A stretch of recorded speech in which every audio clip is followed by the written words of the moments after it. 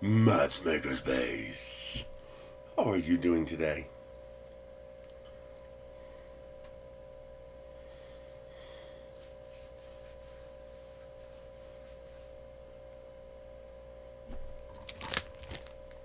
What are these? Pretty good. Sometimes they always put the sticker over the clear window so you can't really see what's in there. Like, why don't they put the sticker on that side so you can still see what's in there? They never think of that. Well, I guess part of the problem is the peel part is on the back. And if they put that back there, it would cover that up. But I gotta open it to see what's in it. Oh, yeah. These are cool. So basically, it's a two-piece jump ring dangle, and then it's got like two clear panels with like tinsel inside. So it's like wood. This is actually made of plywood. And then there's two layers of acrylic or plexiglass or polycarbonate or whatever it is. And then inside they stuck some tinsel. That's really cool. I'm a sucker for Christmas jewelry. I like Christmas. Doing okay. Last night was a bad sleep night. I didn't get to bed until, what, 5:30 this morning, so I didn't wake up till 10:30. I gotta figure out how to stabilize my sleep. Well, it's getting warmer now, so I should get more active. And that should help. Because the more active I am, the easier it is to fall asleep.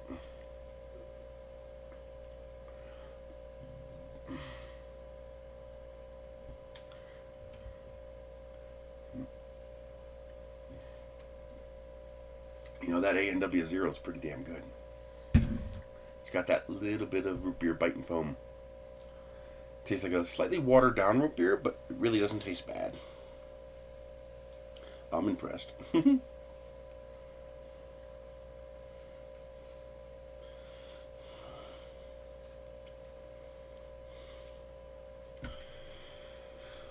Hmm.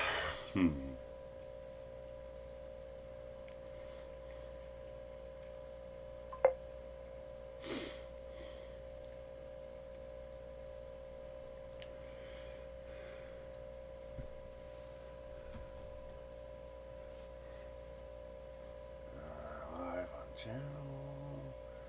Michelle will probably want a link, so I'll send her a link.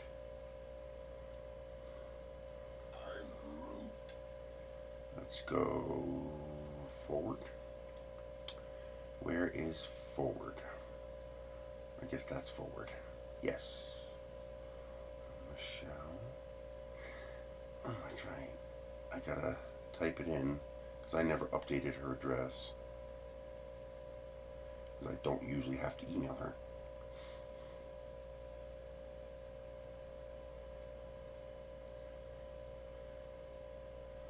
Yes, send.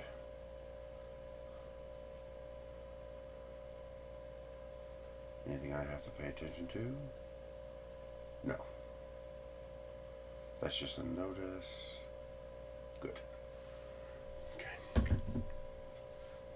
So what are you up to? Any major projects planned? I had to make a crash update to my files for my toolbox because I printed them out in PLA, and while it printed out okay, this was a problem only because I typed in 80 millimeters per second and accidentally typed in 780 millimeters per second. So I had to lower the print speed down to 10% to get a usable print. Oops. But I found out pretty quickly none of my parts fit. None. They're all too tight. They just won't even go in. And except when I make the parts out of PETG, they all fit perfect, like gloves. Like perfect fit together. And I think the 1 millimeter extrusion, I think it under extrudes just a tiny bit. And that's enough to allow a tighter tolerance than is normally feasible. But when I print PLA, it's now a proper tolerance and it doesn't fit. But I was able to rejigger the files. I just had to change the left, right, and back file. Because basically I decided to leave all the files with a tab in place and just fix the holes. That would be easier than trying to make thin files that are already really thinner. And it worked. I printed, this was an existing one that I already printed. This was the one with updated holes. And it slotted together perfectly. I didn't have to shave it. I didn't have to sand it. Nothing. And what's really cool is I can look. Actually, can you see it? Nope, you can't. Yeah, there's no way to show you that. But I can actually look right down the hole. Yeah, right there. I'm looking at the light. I can look right down the hole created by this path, and it's perfectly clear all the way down. In fact, I might have to, I eventually might have to tighten up the hole a little bit because it's printing so freaking well that the filament might be too loose when it goes through. Yeah, that's working really, really well. You can see I was chopping these corners and shaving down these edges, anything to get it to fit. It's like, what the hell? It just won't go in. And so I just had to add 0.2 millimeters to every part of the cut, and perfect, slots right in, no problem. So,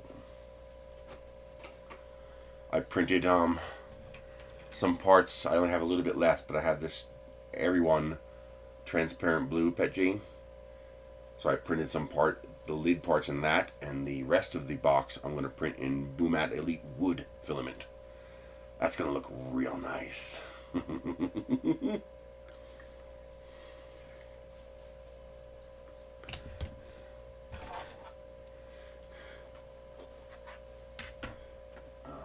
Actually, I should have a little bit of loose filament here somewhere.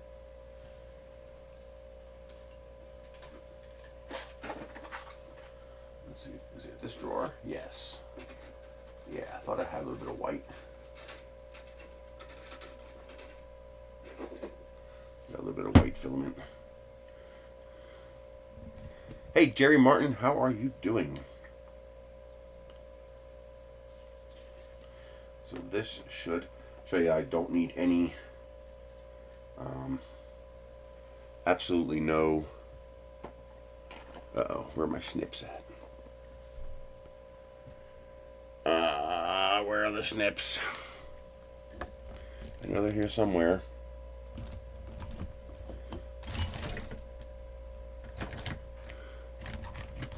Cat pulled everything off the table last night.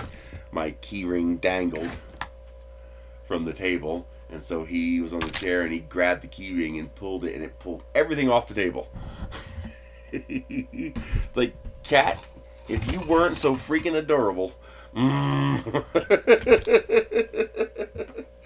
Oh, God help you if you weren't so adorable. That should be enough to do all of it.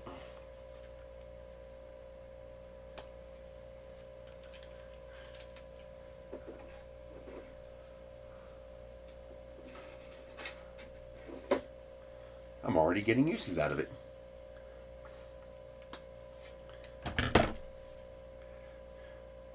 Watch how nicely this goes together. You don't need to clip anything. You don't need to clean anything. You don't need a drill bit, nothing. You just shove this in. And you just, every now and then you got to jiggle it to line them up. There it goes. Now obviously if it doesn't line up, then it's going to resist. But yep, it just shoves right in, just like that. Oop, that end's not lined up. Now it is. Now if it resists a little bit, like if there's a little bit of binding, you just grab it like just a few millimeters away from the edge and just shove. And there you go. It shoves right in. Just to jump that last gap. And there it is. You can see it inside there. And then you just snip off the end. That's it. And then these are reversible.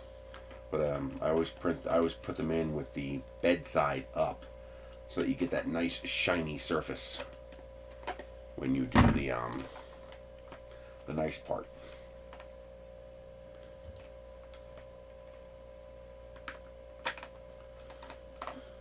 Yeah, I love the fact that I can just shove this filament in here and it just flows right in like it's supposed to. Every now and then you need to just twist it a little bit to, get past the next joiner. Like that. Just do a little bit of a rotation and you'll usually get past that. The last one is always a little annoying. And I gotta grip it and shove it in.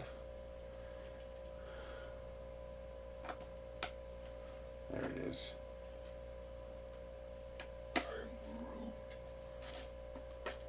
That's it. It's just about there at the end. Right there. And then I snip it.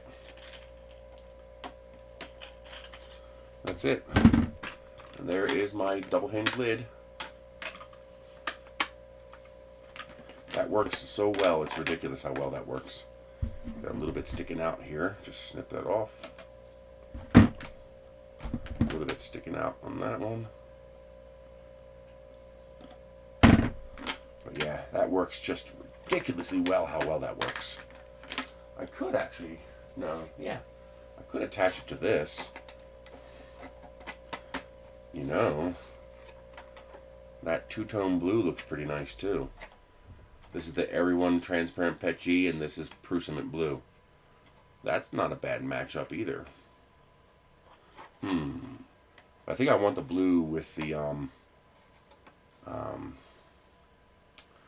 wood filament. I think the blue would look really nice with the wood PLA. So I think I'll save it for that. But yeah, it's that easy. I guess I could temporarily just attach it, because I can always disassemble it. Yeah, it just slides in like butter. We're doing okay, Big Bad Joe. Doing as good as we can. Look, I just love how look at how nicely that just goes in like that. Look at that. No tools, no drill bits, nothing. You just shove it in. Sometimes you need to use the nippers to give it a push. But yeah, there's that. So I have to reprint the sides because they're too tight. But I fixed that already, and I uploaded the files to Printables and Thingiverse, and it's fixed. But yeah, that's not too bad, but that's a little too much blue, I think. I think I'd rather have a contrasting color to the blue. So yeah.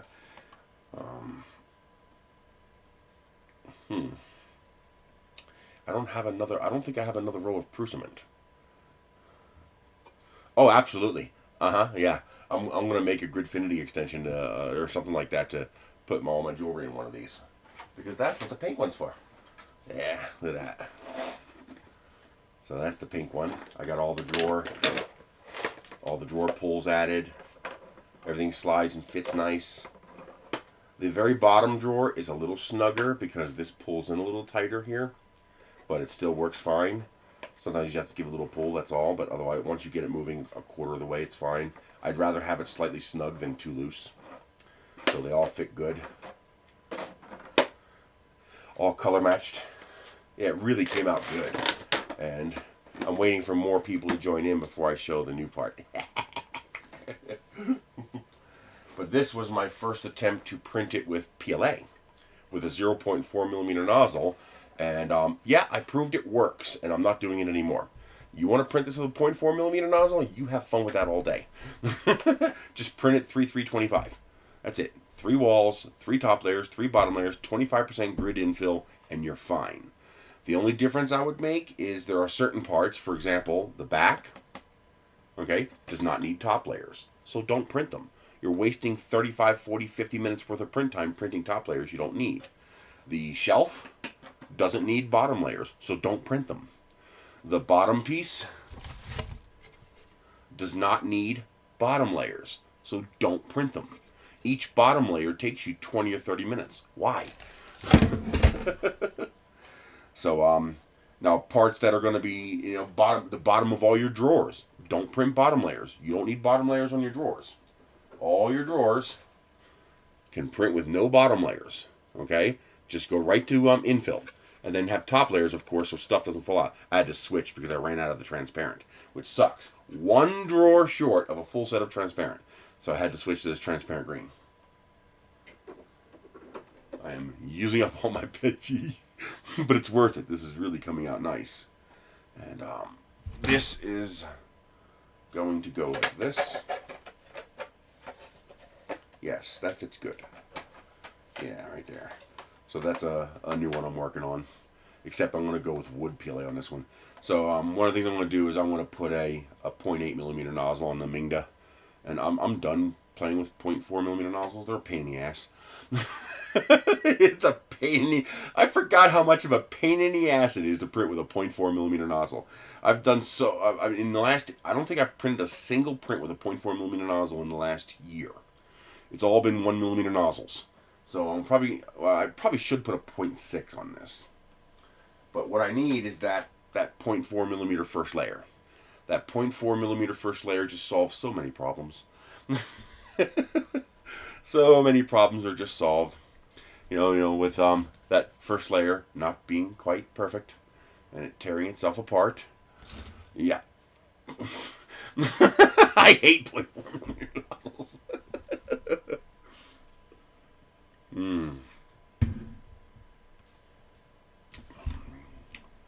How many victims do we have? We have 9. Well, these are big squares, so they shouldn't need it.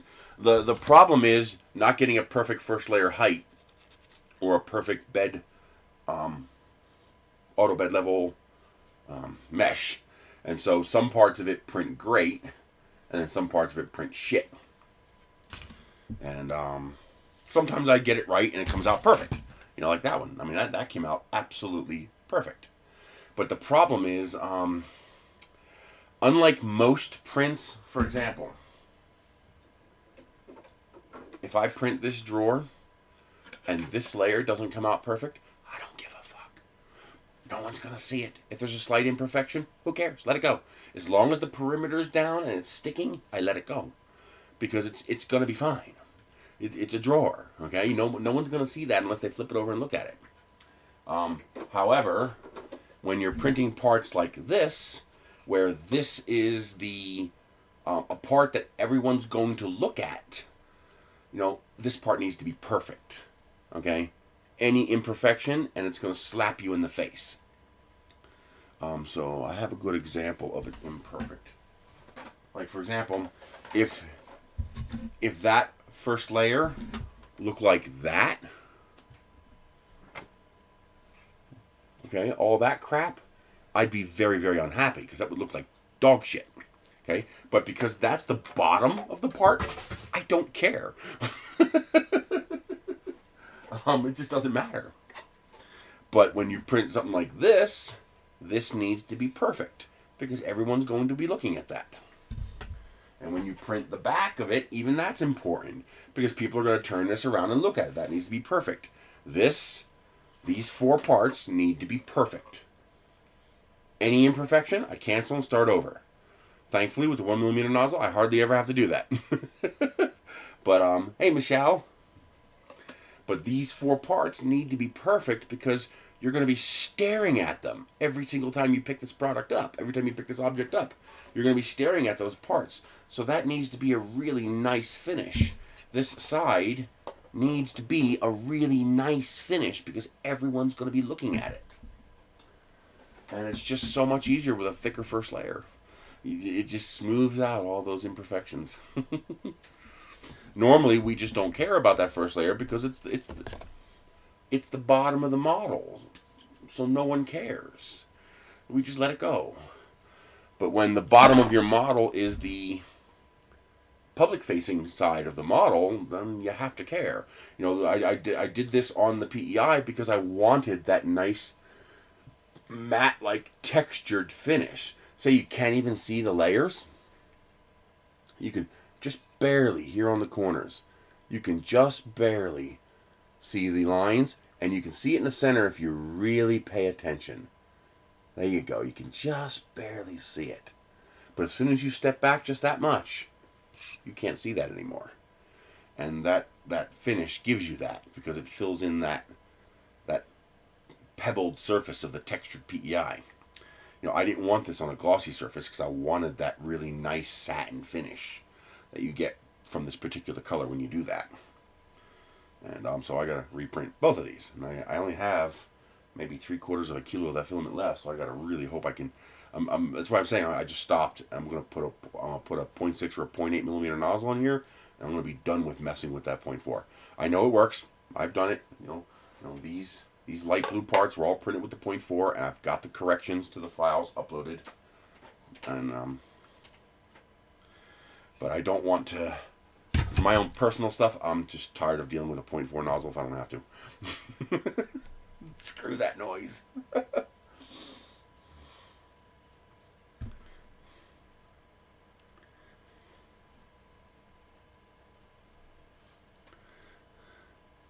Are you gonna say hi, Michelle?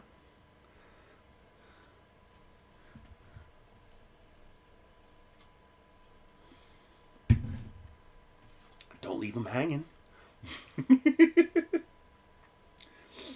I also got the first version of my little light lifts printed. I think I'm going to make them a little taller, about 5 millimeters taller, to hold the lights up a little higher. And I'm going to print them in that transparent blue, which will match the blue car. But yeah, those will work fine. Basically, the light tube just sits inside of that channel there, and then you just stick a zip tie through here and zip it down. And I got the acrylic strips in, the acrylic discs that'll go on the bottom of this, and stick it to the car. The VHB tape, the 3M, 25 millimeter discs that are just the same. I made this 26, so it's slightly bigger than the VHB. And so slap them on there, stick it on the car, and then I can support the lights all around, so they don't in the wind and crap, and keep them from getting damaged.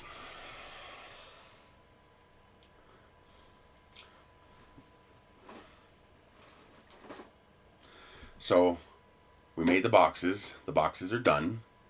The files are uploaded to Printables and Thingiverse. Just the STL files. Like I said, eliminate top and bottom layers where appropriate. For example, I like using the hexagon fill for the lid because it just looks really nice. 12% hexagon. I think if you use a 0.4 nozzle, this is like 6%. Basically, the hexagon should be about the size of the hole here. With a 1 millimeter nozzle, that's 12%. That's going to change if, 12% with a 0.4 is going to be 3 times denser because it's 3 times thinner. But I don't print a top layer. It prints down like this. So that bottom layer, that first layer, has to be perfect. And I don't print a top layer.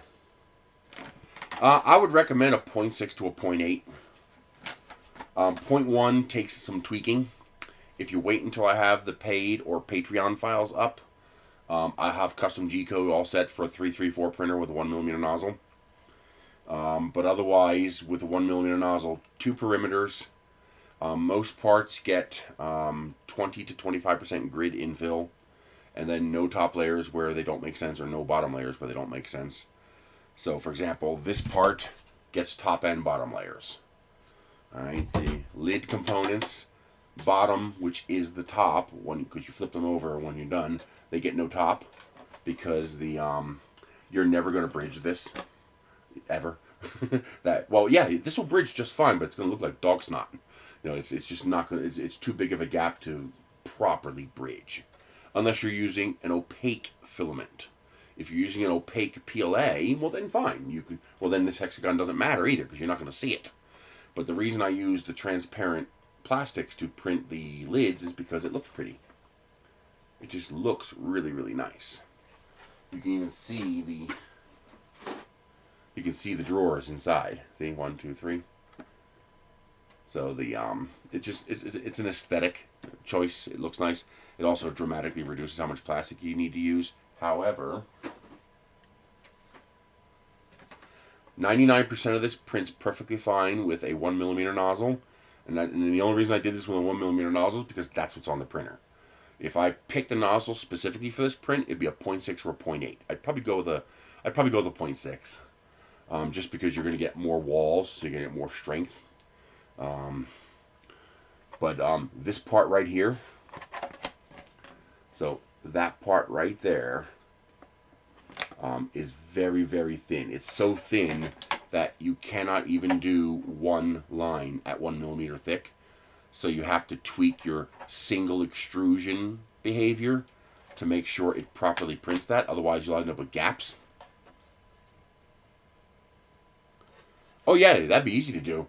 You can even drop the lid into Tinkercad and put a cutout that goes partially into the lid, since you're printing it like this, the size of the mirror, so that your mirror will fit right in there. A little bit of hot glue, hold it in. Yeah, that'd be perfect. That's a great idea, actually. I might actually make a version of the lid for that. That's a really good idea. And I really want to do a two-tone pink. I want to do the bubblegum pink and then like a Sakura pink. You know, like a nice solid Sakura pink. I wish I could still get that I forget the name of the company. They got lambasted one holiday because they had a deal and then they reneged on the deal. But they made really good filament. They had some nice colors. Let me see if any are still available.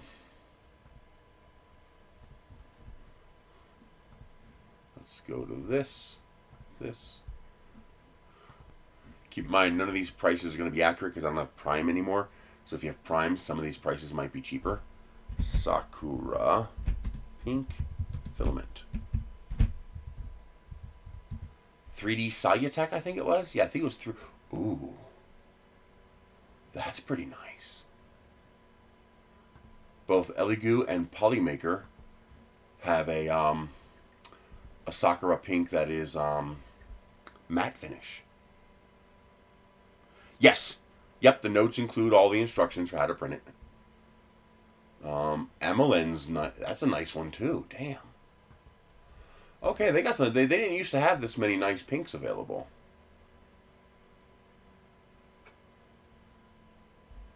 I wonder what the deal with the Panchroma is.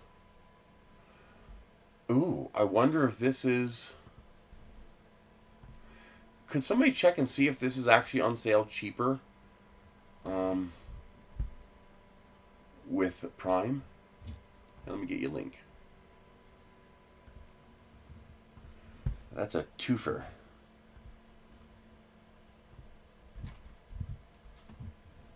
And I already made the corrections to the files so that it will print correctly with a 0.4 nozzle and with PLA. Because my first PLA prints didn't work at all. They didn't fit at all. I had to add 0.1 in every direction of tolerance for the print. I guess my PETG parts shrink a little, or they're under extruding just enough that my parts fit perfectly. But now they fit perfect. I didn't have to sand this. You can see I was chewing this damn thing up. This fit was so bad. I was clipping the ends. I was scraping the edges trying to get this to fit, and it still wouldn't really go in. But now I adjusted the tolerances in the model, and it fits perfectly. Because I didn't chew up the backside because I didn't have that part printed yet. And so yeah, that now prints perfectly. So if you downloaded it before yesterday, re-download it. I updated the files. Okay, so it's still, that's the right price then. Okay. Some things are cheaper for Prime members than they are for non-Prime members. And since I don't have Prime, I don't always see the best price. But yeah, that's one of the pinks. Then you have the Emelin is a nice pink. This Polyterra looks pretty nice. It's a pretty generic pink, though. I like the matte finish, though. That's pretty nice. None of these are as good as 3D Solutech, but they're not available anymore. I think these are all the same brand. I suspect these are all made by the same company. This one's different. Sunlu's a different pink. That's a different pink. That's actually a nice one. I like that pink. It might actually be worth the couple extra bucks to get that one. Oh, that's nice. Just be careful using silk. Although if you're using a big nozzle, it should be fine. Now, this is something I like seeing. I like seeing manufacturers telling us how many feet are on the roll, or how many meters is on the roll.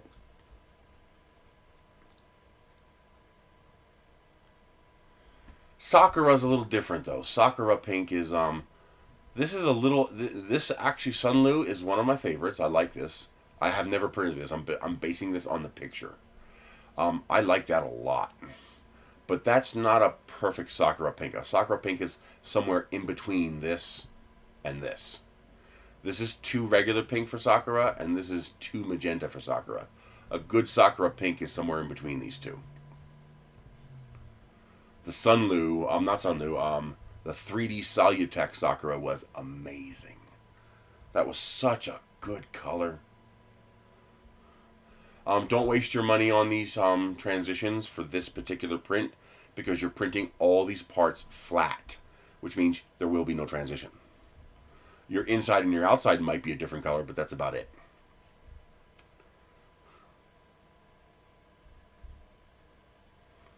That's way too light. It's a pale pink. Yeah.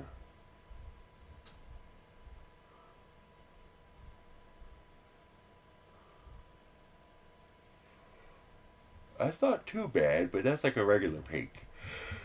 Ooh, now these are vibrant. I kind of dig that. That's not Sakura pink, but it's nice. Wow. And Polymaker's got a nice PETG too. But now, combine one of these pinks. For example, one of these Sakura pinks, one of these lighter pinks. Combine that, like this pink right here, with this one.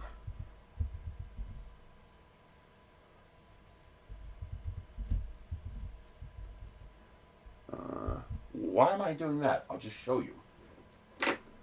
Combine that pink with Blood Diamond Red. Yeah. Now in that case, I would not use the I would not use these more vibrant pinks, because it's going to mesh too much with the red. But the lighter pinks, the Sakura pinks, the pale pinks, the regular pinks, the light pinks, those are going to look really, really, really nice with the Blood Diamond Red, I think. And I think that would just look slick. Now, the really neon fluorescent pinks might go okay as a dual tone pink with the bubblegum. So I advise printing, unless you want the opaque look. If you want the transparent look, do the 4 lid components in PETG. And it's a real pain in the ass. Printing a large surface like that, flat, perfectly, with PETG with a 0.24 millimeter layer height, not easy. It's a pain in the ass. Because it needs to be perfect. You need to mess with your slicer settings to get it perfect. I actually figured out how to redo the purge line. So initially what happens is the purge starts here at the left. Like if this is your print bed, the purge line starts here and purges, and then it comes over here. Now I have it set for fastest. So why doesn't it go right to here and start printing? I guess it must be hard coded to go to 00 to start printing, or the closest to 00. And then after that, it then does, closest. So what I did was I reversed the purge. I had the purge come out to 200 millimeters and go this way. And I also had it deploy twice the amount of plastic. So I set the extruder to 80 instead of 40, I think it was. And so it makes a big fat purge line. And that gets all the hydrolyzed plastic out. And then it pops over here. It only has to jump that little tiny distance. And then it does your skirt. And then I make the skirt 3 millimeters or less from the model. 3 millimeters is ideal, because if 1 millimeter is perfect, but if your skirt is imperfect, sometimes the skirt can intrude upon the volume that the model needs. 3 millimeters, usually a slight imperfection in the skirt doesn't intrude, or you can just take your finger and pull it out of the way. But 3 millimeters is ideal for maximum, because when it finishes printing this skirt, I only do one perimeter. It goes retract, zit, and jumps right here and starts printing the part. And usually there's a tiny bit of ooze connecting the skirt to the first line, and you actually want that if it does it, because that means that end can't curl up. That's what borks your first layer. PLA sticks to everything, so it's no problem. But you like those pinks? Nice.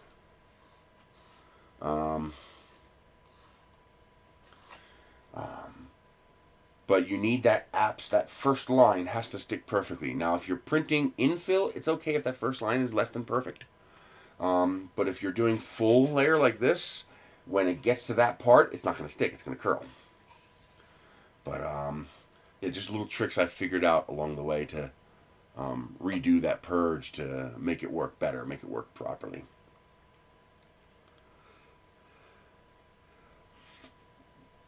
So, this is kind of a mismatch because I had to mix it all up, but I finished the add-on. So this is the add-on. This is the one that fits on like bamboos and Mignas and Ender 3s, anything with a 235 by 235 build volume, because this piece here is 226 millimeters. But I have a space up here with 3 slots and a space down here with 5 slots, and then there's a stiffener, which is basically just the shelf without the lip on the front. So that stiffener means this holds together better. And then you have your drawers up here. I've already got this one filled with all kinds of stuff. So I got everything in here. There's my 0.8 millimeter nozzles. And then this is the 2L drawer. So this is the 2-layer drawer. So it's got 2 drawer thickness. And this is the 3L drawer, which is 3 layers thick. So it fits across the 3 layers. And that's it. That is the add-on. Now I have to make all the changes that I made to the other one, the tolerance changes for these openings. I have to make that to these files, which I haven't done yet, which is why this is not uploaded yet. But this weekend I'll take care of that. And the difference is that the top, or the top of this drawer now has these 2 pegs. And the bottom of the print, including if you only download the one thing, this thing has 2 holes. And those are interfaces so that these 2 parts can link together and they don't slide all over the place. So you just put the 2 on top of each other and click. There you go.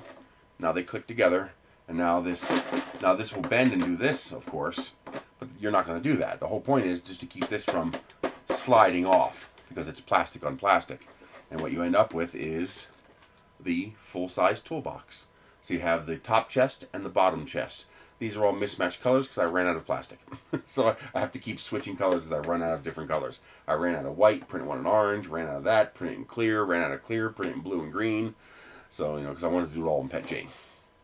And I'm doing my first 1mm print in PLA now. That's a Boomat Elite Wood PLA, which should look really nice. I hope I have enough to finish one in the wood, because I think the wood with the blue is going to look really freaking nice. But yeah, that's it. That's the bottom chest. And then I also printed the bigger one if you print it on a 300mm bed. So this one is even bigger. So this one has 2 stiffeners, a stiffener here and a stiffener here, so that it has structural integrity. Otherwise, this would balloon out. So you have 2, and then here you have 5, and then 3. So you could put all singles or mix and match. So you could put a single triple down here, And here you could put a triple and a double, or 2 doubles and a single like I have. Down here you could put 3 singles, or a double and a single, you know, whatever you want, or a single, triple, like what I did down here. That's a little tight, but not bad. The trick with the drawers, if they're a little tight, lower the extrusion multiplier. I print these at 94% to 92%. And that seems to do the trick. This allows you to adjust the tightness of the drawer. So if you want that slightly firmer drawer, then leave the extrusion multiplier a little higher. You know, leave it at 96 or 98. If you want the drawers to be looser, if you want them to be able to slide in and out nicely like that, print it at 90 or 92%. This is with the 1mm nozzle. All of that changes with the PLA and a 0.4 nozzle, so you're going to have to test fit. Print a single drawer so you don't waste a whole bunch of filament, and then test fit it. And then adjust your print settings based on how tight you want it to be. And so up here I could put a double. Here I could put a triple and a double, or like what I have, 2 doubles and a single. And then down here you have room for a triple. But this way you can do big stuff. Like I had room to put this in there. But that does the same thing. Ew, stuff on there. It's got the holes in the bottom there. What I did was I repurposed the bottoms for these, since I'm not going to stack 2 of these together. This way I didn't waste the print. And then time. Why do people? But here's the big one. So that really came out nice. You open that up and you have all your drawers.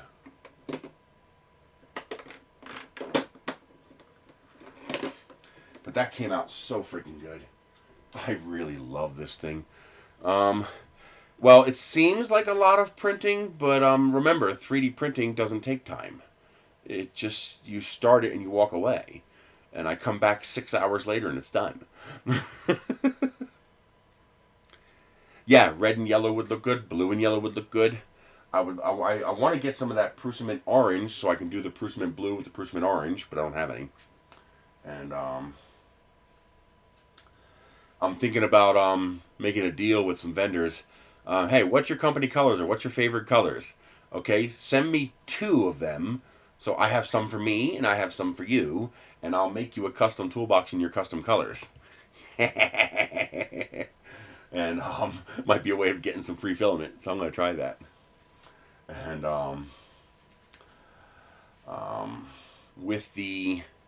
if I use PLA, it should be a lot easier to do multicolor inlays, so that I can inlay like a company logo into the lid or something like that. That should be more feasible if I use PLA. With PETG, that's tough. With PETG, it would be easier to print the lid first and then print the inlay color, but that would require more swaps.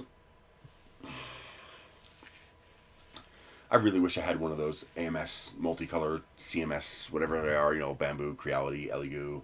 All of them have Anycubic. They all have them now. Anycubic Cobra, Elegoo Centauri, the Creality K series. Hey, Drone Shots, how you doing? You're going to like this. So, the smaller one, there you go. The box just keys in. There's 2 little square holes on the top here. You see the little dimples there, the little pegs. They key into the top of the box, and they just lock right in just like that. They don't lock, they just fit together so that the top doesn't slide off. And now you have your drawers up here and all your drawers down here. These are the 2-layer drawers, 3-layer drawers. So 2 layers, 3 layers, single layers. So this one's a 3-2-3. Actually, it's a 3-5. There's 1 stiffener in here so that this doesn't get too weak. But yeah, this will all print on a Bamboo or an Ender 3 or any of the modern 235 by 235 printers. What I'm going to call i3 printers. This will print on those. If you print with a larger printer, with a 334 printer like a CR10 or my longer LK5 Pro, you can print the Big Daddy. And there's the big one. So this one's got a triple, double, double, single, single, single. And there's these orange pieces are the stiffeners. These are the horizontals. So, and same thing, it keys into the top. The files for this are not available yet because I found an error in my files. I made my first print out of PLA and it didn't fit at all. None of the parts fit at all. I guess the 1mm nozzle is under extruding slightly, or the pitchy shrinks a little bit, just enough that my fit is perfect. So I had to make a 0.2mm adjustment to all dimensions of the holes. But the good news is, perfect glove fit with PLA now. And the holes that I put in this are so freaking clean. And I mean, it's a glove fit. You can actually hear the plastic go as they, like this is actually stiff. That's how, there's no filament in here. This is just pushed together. Yeah, it fits nice. I got that tolerance just right. Of course, that's going to change depending on who's printing it. But the holes are so clean that you don't need a 2mm drill bit. I advise having one anyway, especially if you plan to do this a lot. If you plan to use filament as an attachment point to hold things together, you're going to want one of these big 2mm drill bits to keep handy. But it's no longer required if you have your print settings correct. If your printer doesn't ooze a whole lot. This is so clean. Keep in mind, this is 2 parts. So this is the back, this is the shelf, back, shelf, back. The hole is so clean I can see light through it. I can actually see the diamond-shaped hole all the way through. I'll show you. Where's some filament? I had a piece out. Here we go. Watch how cleanly this goes together. So you just take your filament and you shove it in. There you go. I didn't clean it out. I didn't shave the ends. I didn't clean anything up. I didn't use a drill bit on it. That's actually, I guess that's okay. I'm thinking that might be too loose. But this is captive, so that's not a problem. But yeah, that 2.4mm square, rotated so it's diamond. That's it. It works great. Well, these are also joined together, plus you have the pin. So, and it's 3-dimensionally joined together. That's why the ends also have a pin going through them. So they all interlock. So even over time, it should be okay. The worst you might have to do is shim it.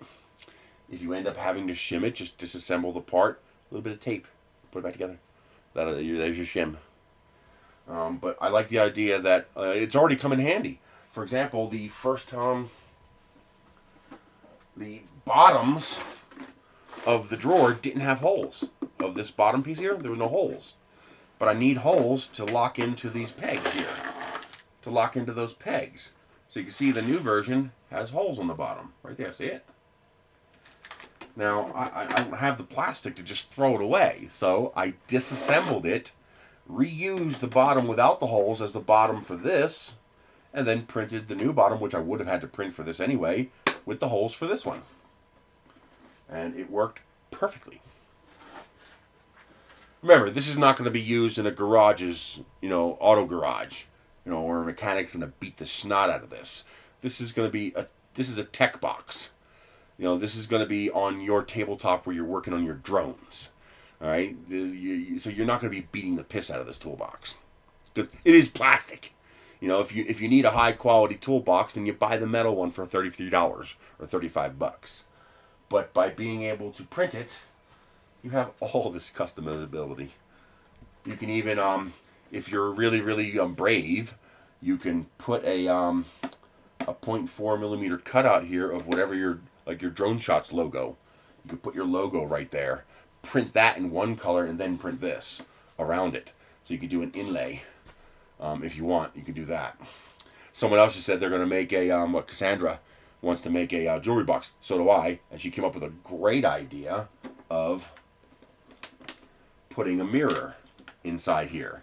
So you wouldn't put the mirror in the front, you'd put the mirror in the lid, which would be this part here. And it might be worth, actually it does stay put. It does tend to stay put when I do that. It's a rough enough fit that it stays put. But so put a cutout here, the size of whatever mirror you're going to get. Find a mirror that's pretty close to this big, because it would look nice if it was bigger. And then just fit the mirror right in there. There's so much customizability that you can do with this. It's nice. I really like this. This project got me excited. I really enjoyed making this, and I want to make more stuff for it now. And I want to see if I can make a bigger toolbox just because. And then, of course, I'm a glutton for punishment. So, what do I want to do? I want to make a quarter scale version of this. I want to take my toolbox and make it this big, but have it all work. I'll have to use music wire for the hinges because there's no way in hell I'm gonna find filament that thin. And a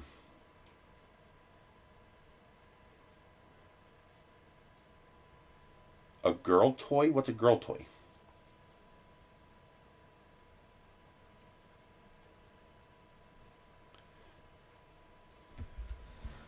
Keep in mind, I'm only thinking about this because I used to own one of these businesses, but you're not talking about like Triple X toy, are you?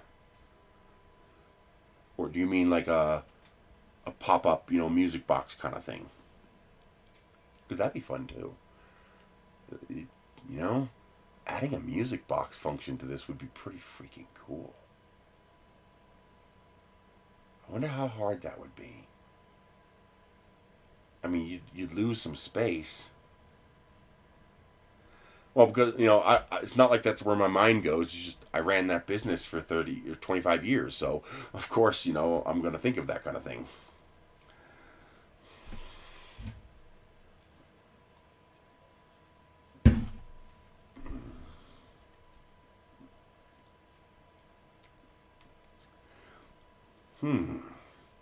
That would be pretty cool. What kind of mirrors can we find? Let's go Amazon trolling. Actually, Temu trollings. I like Temu.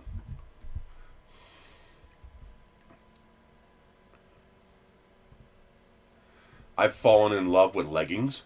They are so freaking comfortable and so freaking affordable. And they don't tear because they're stretchy. And the problem is I need 8X to fit me.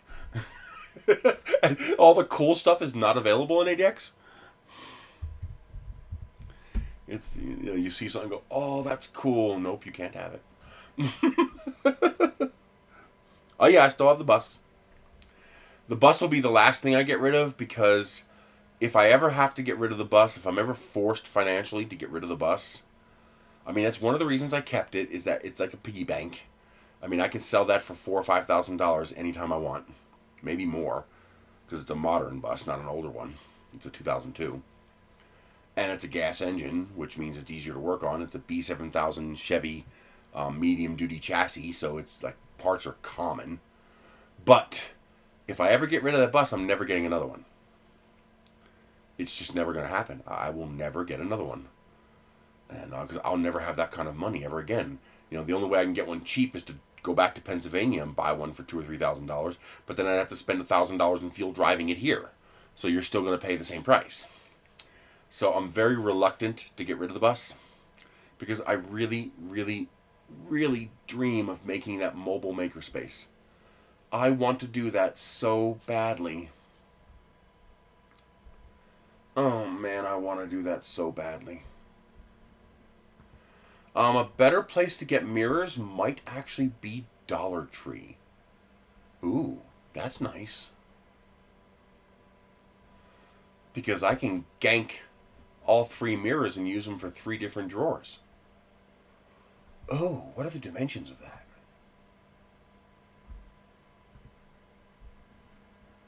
Why won't this load?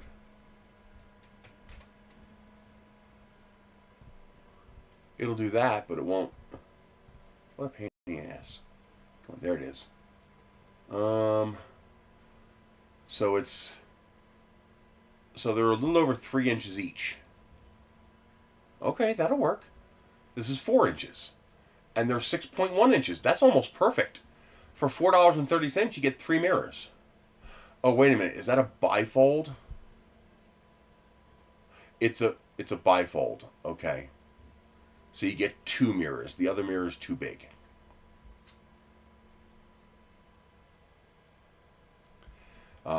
I wish it was 3 of the same size mirror because you'd get 3 mirrors for $4.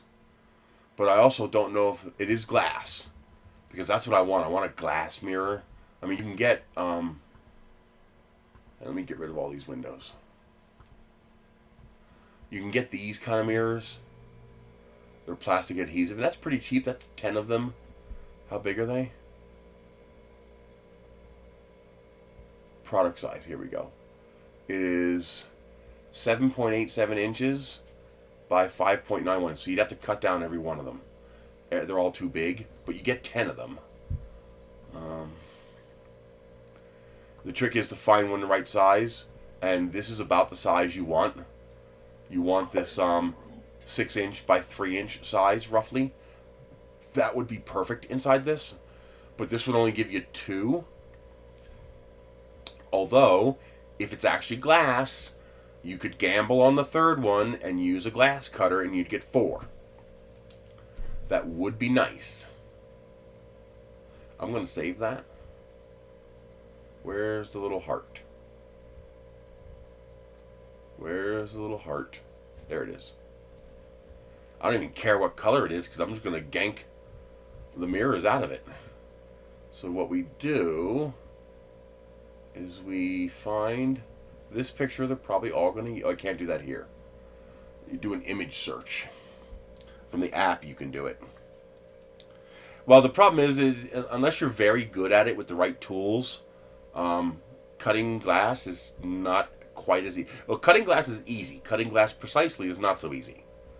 You really need a good quality glass cutter and the proper setup to do it right. And you don't know what kind of quality this is going to be, but I would prefer glass. Let's see what else we could find, because I like that. I like the idea that I'll get at least 2 and possibly 4 mirrors out of that. And it's glass. So let's do mirror glass. Okay, that's not glass. That's not glass. Why is it showing me this if it's not actually glass? You don't want this. You want a bigger one. Go away. Nag. See, that's expensive. Because that's a lit vanity mirror. I really would prefer glass. Glass mirrors just work better. And they are resistant to scratching. Plastic mirrors scratch if you look at them wrong.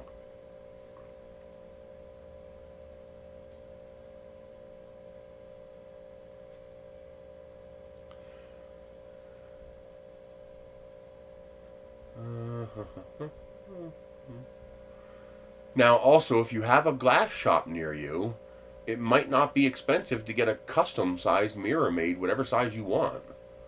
And it might not be that expensive.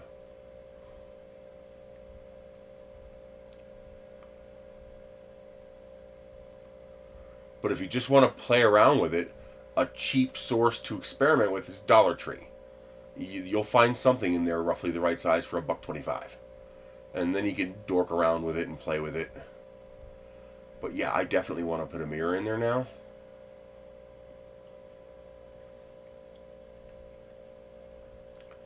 And that also means I might want to design a either a grip or a magnetic attachment method to have the back attached properly, because if that hinge loosens up over time, then the mirror might not stay put, which would be annoying.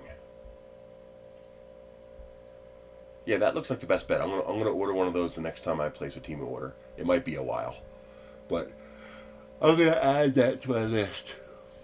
Let's check AliExpress, because that's just really nice. I like that a lot.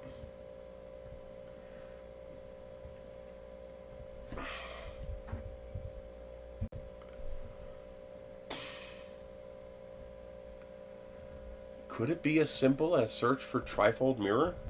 Trifold mirror.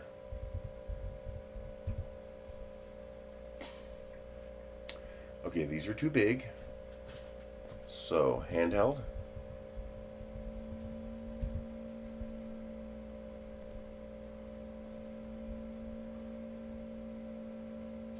See, these are squares. I don't know. You could use 2 squares, but that wouldn't look nice. Ooh. No, that's $45. Screw that. It must be huge.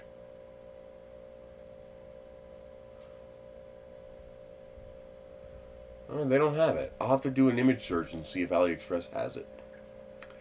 It has this one, but that's $21.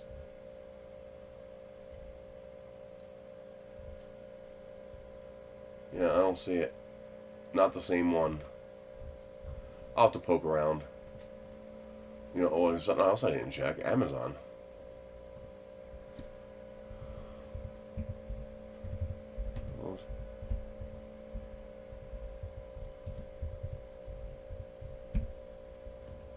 Really? Really, really? You're going to do me like that?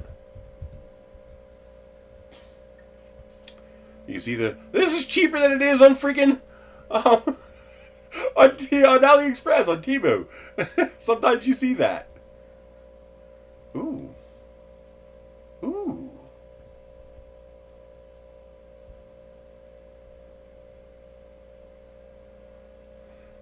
Well, how big is it?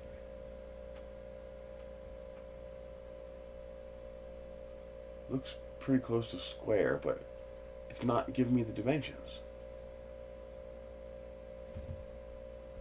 Why isn't it giving me the dimensions?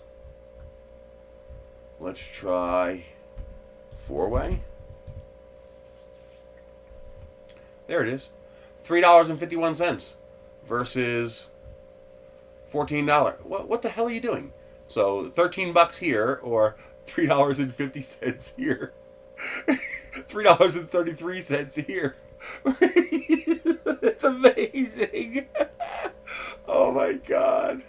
Here we go. Dimensions. Okay, 13 inches. Too big that way. Although it is... Where's... 2.76 inches this way. So it's about 2 3/4 inches this way, which is good. However, it's too big this way, so you'd have to cut the end off. And I don't know if this is glass or not. Polished glass surface. Okay, so that's 4 of them for $3.33, and all you got to do is cut it to the length you need, because 13 inches is too big. But yeah, there's 4 glass mirrors. Now that's assuming you can extract them from that case without breaking them. It all depends on what kind of adhesive they use, but I'm definitely going to add that because that price is ridiculous. And that would get me 4 mirrors. Save that one. Is it available cheaper anywhere else? Sometimes it is. Yep, right here. $2.61. That's another 69 cents, 72 cents cheaper. I'll take the 72 cents cheaper. This is capitalism. Okay? This is capitalism. Can you guys even see what I'm looking at? Yes. You want to see capitalism? This is capitalism. They're all fighting to get that penny cheaper to get your sale. I doubt I'm going to find cheaper than $2.60. That's really cheap. Especially considering it's glass. Oh, I need to scratch. Oh.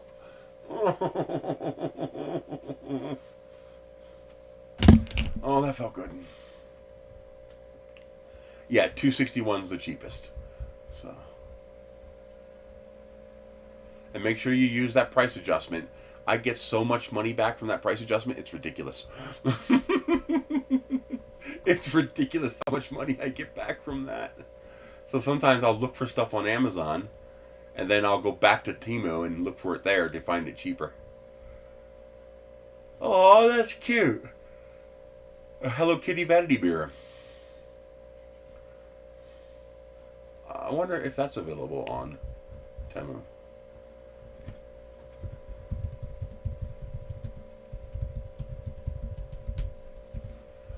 You're not even in the box, are you? No, you're not, you dirtbag. Look, it did it again. It unselected. It's because these it's because these freaking pop-ups.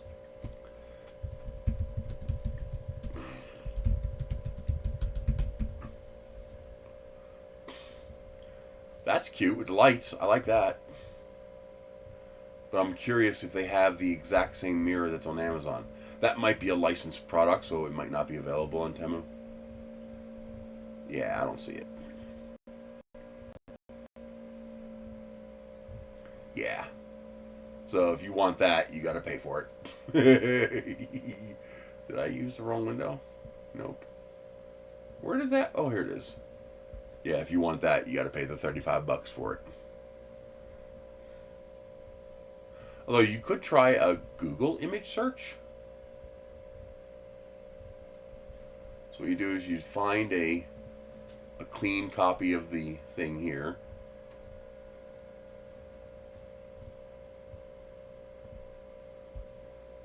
Now, is this an overlay image or the actual image? Actual image. Good. And then what you do is you Google Images. Search by image.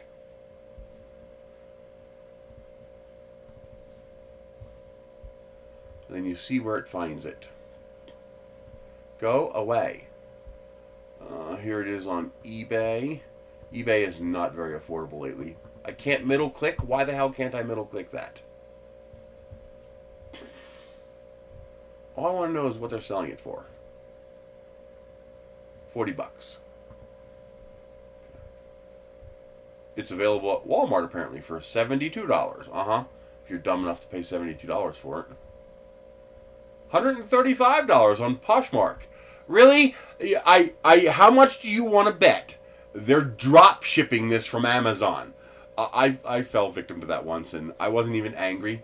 I just applauded. I just gave the guy a little. I was like, "Well done, buddy. Well done."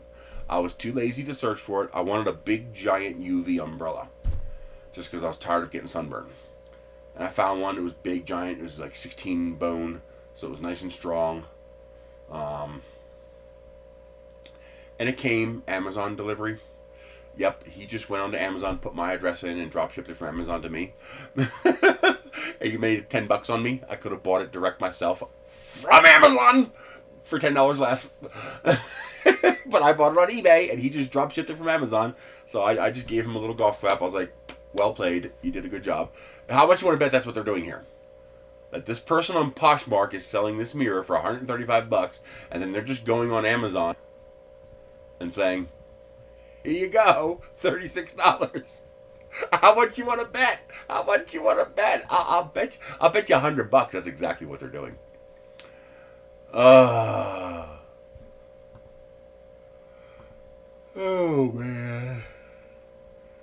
I can't even be angry. You got to give them credit for the hustle, you know. Yeah, that was well played. Good job. You got me. You got me for $10.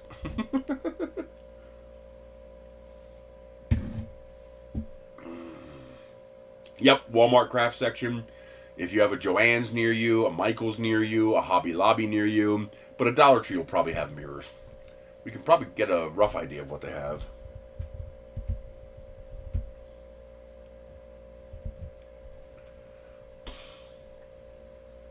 That's looking pretty good.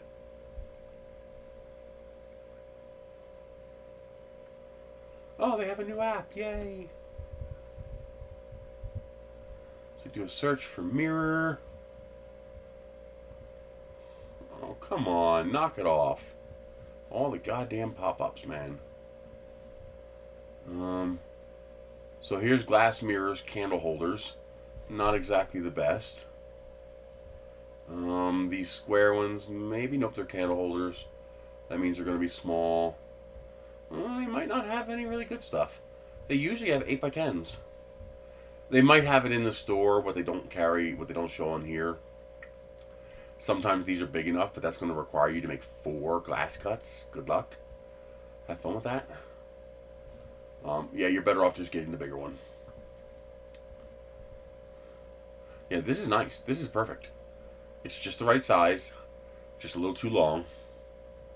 But you get 4 mirrors, so if you mess one up, it only costs you less than $3.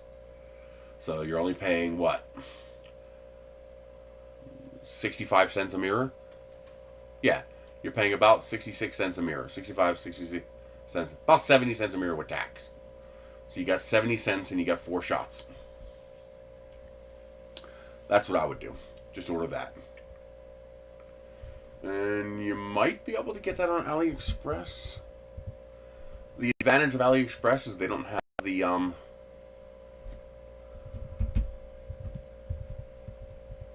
$20 minimum order. So yeah, here it is on AliExpress, $3.47. So what we're gonna do is we're gonna open this one, and we're gonna open this one. We're gonna open. Here's $3.78. Here's another $3.78. Here's another $3.78. These are all choice, so minimum purchase 10. Here's $3.05, but that ships from USA, which means there's gonna be a $3 shipping charge. $2.48, but again, $3 shipping charge. So you want to make sure it has the little choice thing here. Now, why are we opening these up? Well, we're hoping that this is something that might pop up in the Dollar Express. The advantage of the Dollar Express is you only have to order 3 items for the minimum for the shipping. So we come to the Dollar Express and roll the dice and see if we get lucky. There's one mirror, only $6 too. I wonder how big that is.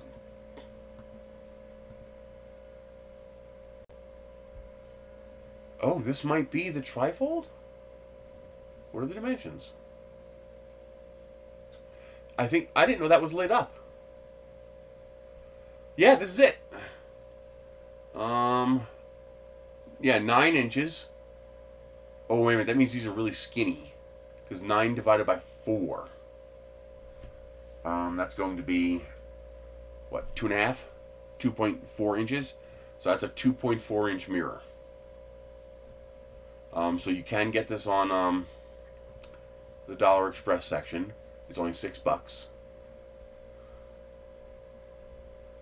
There's another one for $6.79. These are the stickers that I got for the VHB stickers for the to put these things on the car. All right, the other mirror didn't show up. That's a pity. I was hoping with so many of them available that it might show up.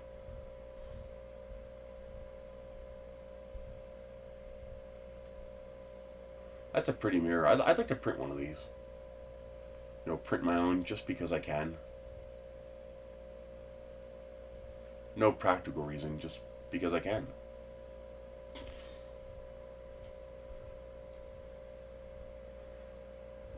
On the app, you can do a search. You can just do a search for mirror. See what comes up.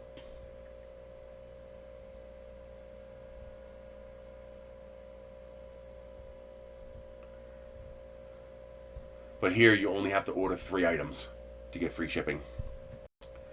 That's the advantage of the the Dollar Express section.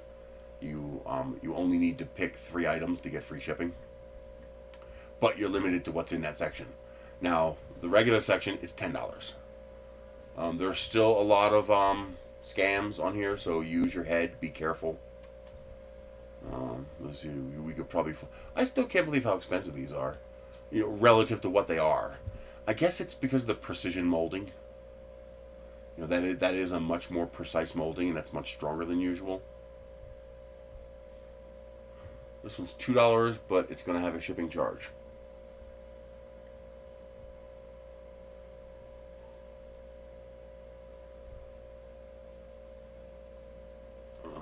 Looks like they may have cracked down on the scammers. I don't see too many scams. I don't see any yet. Huh, they may have finally figured out how to lock them out. That's legitimate. That's a normal price. $1,692. That's legit. That's a good price. Wow, they may have figured it out. Good for them.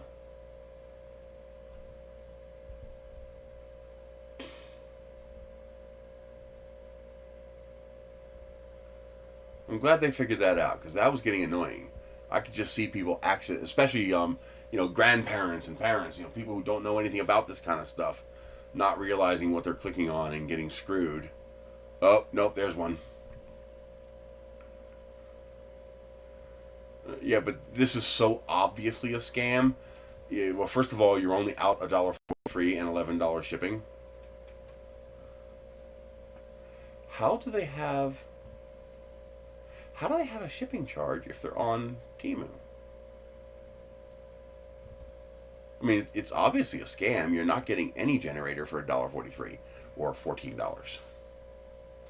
Huh. Oh, by the way, these parts should be here this weekend. So I should be able to get this running. Thanks to you guys for, whoever sent me that money. Thank you. Hey, Red Light. Hey, 3D Medic. Oh, we got new victims. I'm going to show you guys what we've worked on. So, first of all, I tried printing it out of PLA with a 0.4mm nozzle. Pain in the ass as usual. I hate using a 0.4mm nozzle. But none of the parts fit. I had to adjust the tolerances of all the holes.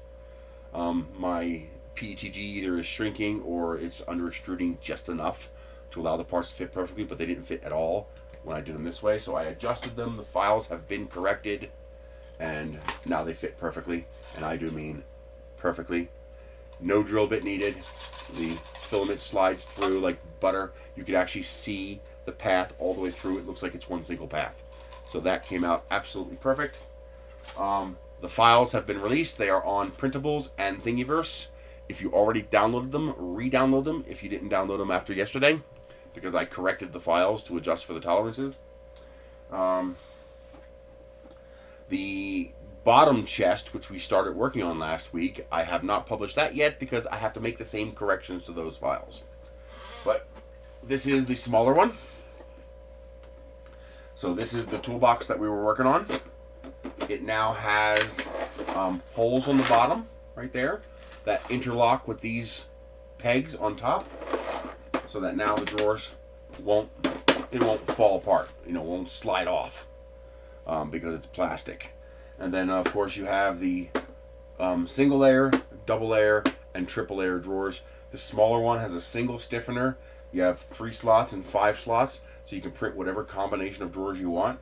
You could do a triple, double, triple. You could do all singles. You can do double, double, single, double, single. You can do what I did here, triple, double, single, single, single.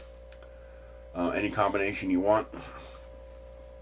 But it all came out incredibly nice. I'm very, very pleased.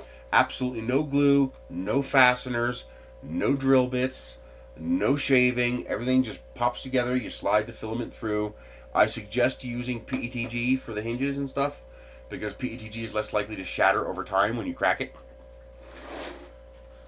And then we have the big mama jamma, the big daddy of them. This one, you have to have a 334 printer to print this. You need a 300mm build volume to print this one. But this is the red drawer that you already saw. So that's my red drawer. I got all the handles printed in color matching. And then this one is even bigger. This one has 2 stiffeners, so that this stays rigid. You have 3 slots, 5 slots, and 3 slots. So I chose a triple, double, double, single, single, single. And that's what I chose for mine. And the drawers all fit perfectly. Print a single drawer, put it in the lowest slot or the highest slot, because those will be the tightest, and adjust your extrusion multiplier when you print it. If it's a little bit too tight, knock it back a couple percent. So like I was printing at 95%, now I'm printing at 94% or 92%. And they fit perfectly, no problems. The handles are nice and stout in vase mode. However, I realized that with a 0.4mm nozzle, these are going to be pretty flimsy. So I'm going to add some ribs. You won't see them, they'll be on the back side. But I'll add some ribs to stiffen up those handles for people who are printing with a smaller nozzle. I suggest a 0.6 or a 0.8. You can do this with a 0.4. It works. It's just going to take forever. I also advise printing this on a 334 because that allows you to multi-print. So for example, when I print this, I print the shelf and the 2 sides as one print. And then I print the bottom and the back as one print. And then these parts, I do them one at a time because they need to be perfect, because you're going to look at that all day and you don't want that to have imperfections. So I print these parts one at a time just to make sure it's a nice, clean, perfect print. Did I break that? No. Okay. Well, I thought I broke it. That would suck. But yeah, that came out really. I ran out of all my different colors, so I had to start mixing and matching. I almost had enough transparent to do all the drawers in transparent, but I ran out at the end. You see the bottom of that is the transparent, and I had to switch to the green. I was like 30 grams short of being able to do the whole thing in transparent. And I actually found a roll of atomic transparent, which has like 50 or 60 grams left on it, so that might be enough to redo this drawer, so it'll all be transparent. And of course, nothing requires glue, nothing requires fasteners. You just put it all together with filament. If you want, actually, you will get this no matter what. The bottom of this will also have holes because it's the same part. You can stack these if you want, but I'd be careful with that. Because you put 3 or 4 of these and they fall over, they're going to break. But I am super stoked with how well that came out.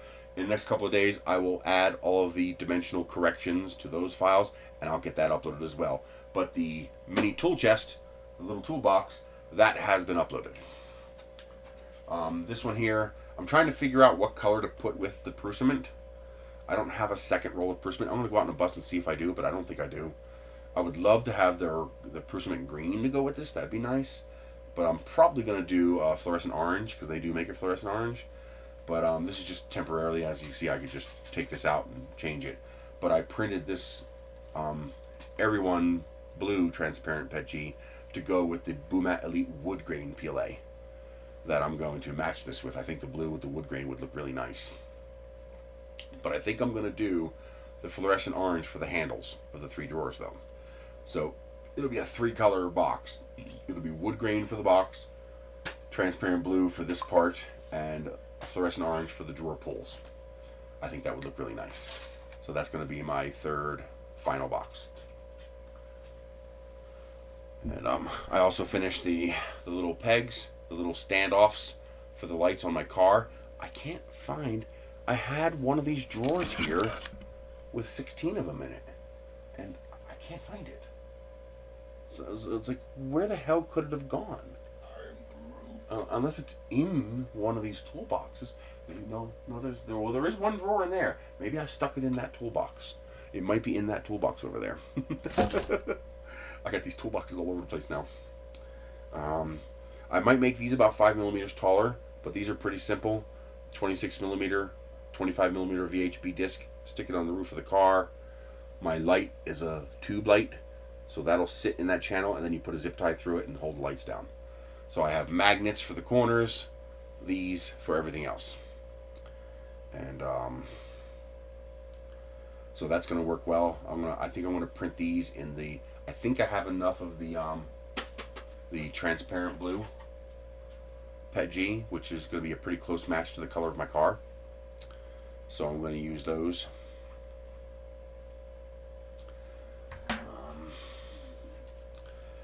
Beyond that, well, I finally found my gloop mug again, so I'm going to go make some coffee. I got some caramel apple pie creamer. Yum, yum, yum. So I'm going to use my gloop mug.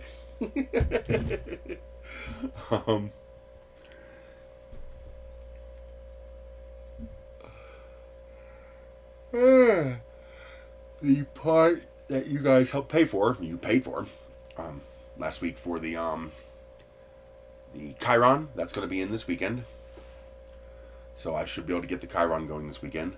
I'm going to replace the nozzle in this printer. Probably, I think I only have 0.8s right now.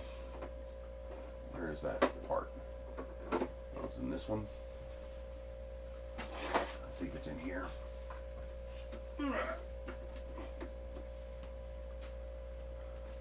Yeah. I think these are all 0.8s. I don't think they're a mix. Yeah, I think these are all 0.8s.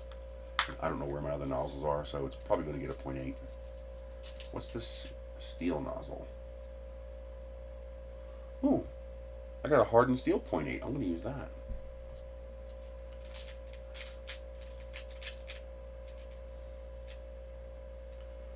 Yeah, I'm going to use the hardened steel 0.8. Why not?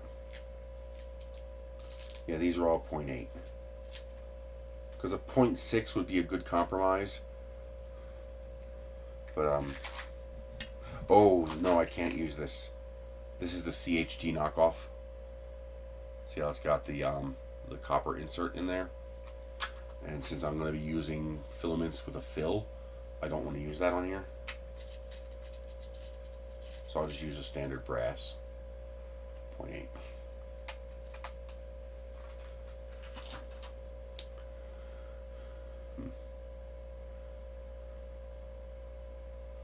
Yeah, that's what I'll do.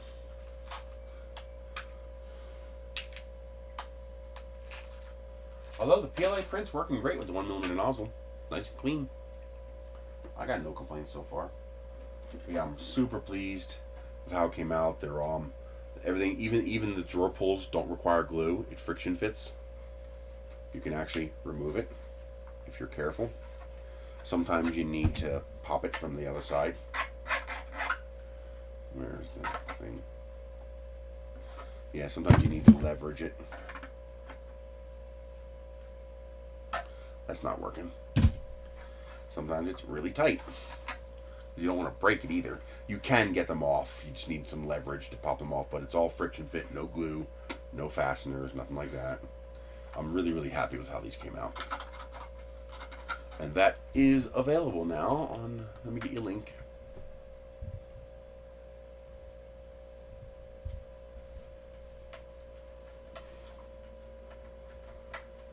And I have updated the corrections to this file, so I fixed it. There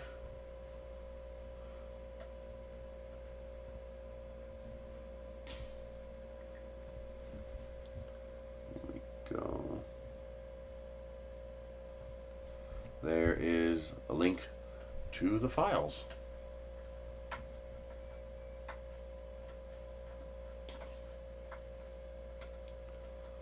The lamppost outside is still doing well. I have it laid down on the ground right now because we had windstorms this past week. It fell down twice, and surprisingly, it fell down and hit the ground twice and did not break. That's really impressive. I'm surprised it held up that well. No cracks, no breaking, no bending. So I left it laying down until these windstorms pass because I don't have it secured to the ground yet. I just have a webbing attaching it to my fence, and the problem is it can still pivot and when the wind is high enough. But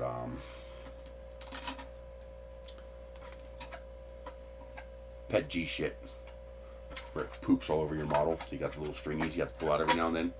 It's just the nature of pet G.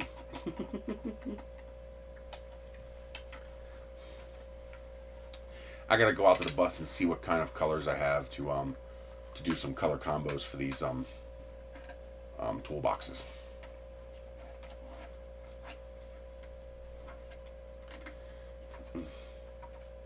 There we go.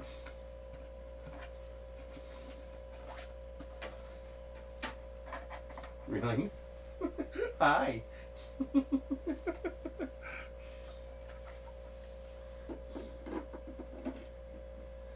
I'm just super thrilled with how these came out. I like the orange and the pink. It's the only one. I only had that much orange left, so I also printed the stiffeners for the other one in the orange.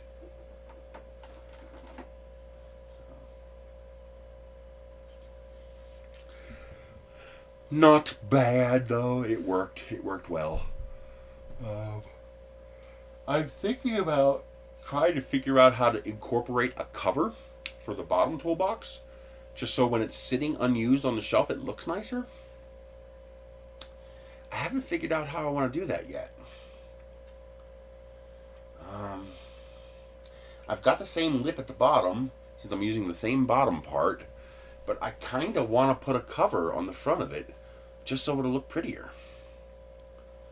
Because now it's looking so nice that I want it to look the part.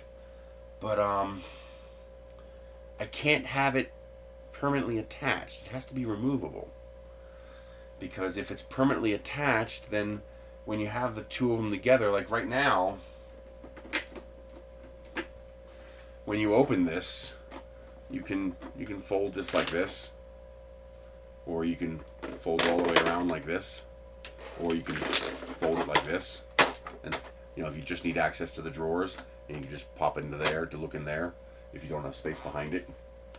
or you can just flip it around all the way and fold it around behind, and it'll stay there. But you can't do that with the bottom, because the bottom is going to, well, this is going to be in the way of doing that for the bottom. So I got to figure out a different way of, because I think it would look nice to have just a cover there. I'm actually thinking about, I don't know. I was thinking about making the walls of the bottom. I was thinking about making this part of the bottom a little bit thicker, like 5 millimeters thicker, or making the drawers a little bit shorter. Because that size, this size here, this dimension here of this piece here, whoop, that's why I want captive drawers, would make for a nice little work table. If I can make it thick enough to be stiff enough, and then have mounting holes and threaded holes for putting helping hands and magnets and different ways of holding on to stuff and gripping stuff. It would just be it'd be a third item that I could add to this, a little work table. And I don't know, I'm thinking about how I would work that in. If I did it right, I could even, let me separate these so it's not so heavy. But if I did it right, I could make this work table with legs about this tall, and then I could have hooks on the back of the table so that it would hook into this here, so that it wouldn't move. And then maybe instead of having a drawer here, or make this drawer the storage for the legs. So you pop the front off, you take your legs out of from in here, and you assemble your little work table, your little workshop table to, for on the field. And then you would have it, because for me it's important that it latches in and attaches to this, because otherwise it gets windy enough to just blow the little table away. And that would be like a little work surface. You'd still be able to reach underneath and access your big drawer down here, or little ones, and just dedicate this drawer to the parts for the table. And although that would make accessing these drawers hard, because you'd run into whatever you were working on. I got to think about that. Now that I've made a duplicate of the toolbox, now I want to make it better. So, since I can design this and 3D print this, I'm not limited to what they have. I can make it anything I want. Like I can make the lid better. So I can design it to be better, make it superior. Just got to figure out, ooh, I got to turn the fan speed up on that.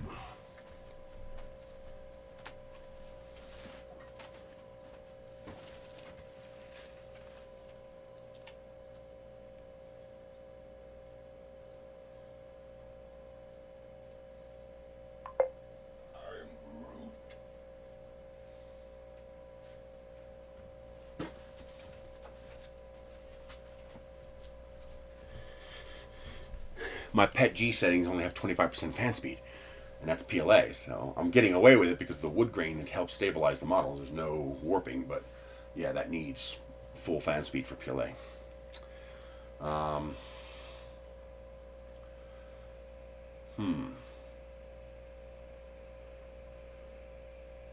Yeah, just heard it ramp up. I'm just trying to figure out ways to I also like the idea of turning one into a jewelry box, so I want to figure out a way to do that better, make inserts that will make it better as a jewelry box. I mean, the simplest thing I could do is make compartments. So I can make this drawer. I could take the single drawer, and I could make that single drawer have, what is it doing? Oh yeah, a little for the fill. I can have this subdivided, and then you'd have little, sections. It would also be interesting to make the drawer the size for a standardized version of these kind of boxes, whatever one's commonly available, and use the 2-layer drawer so you could insert this. Would that even fit?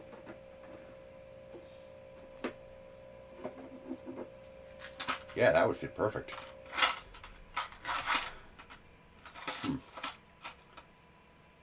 That'd be pretty nice. Nice fit for the 2-layer drawer. But I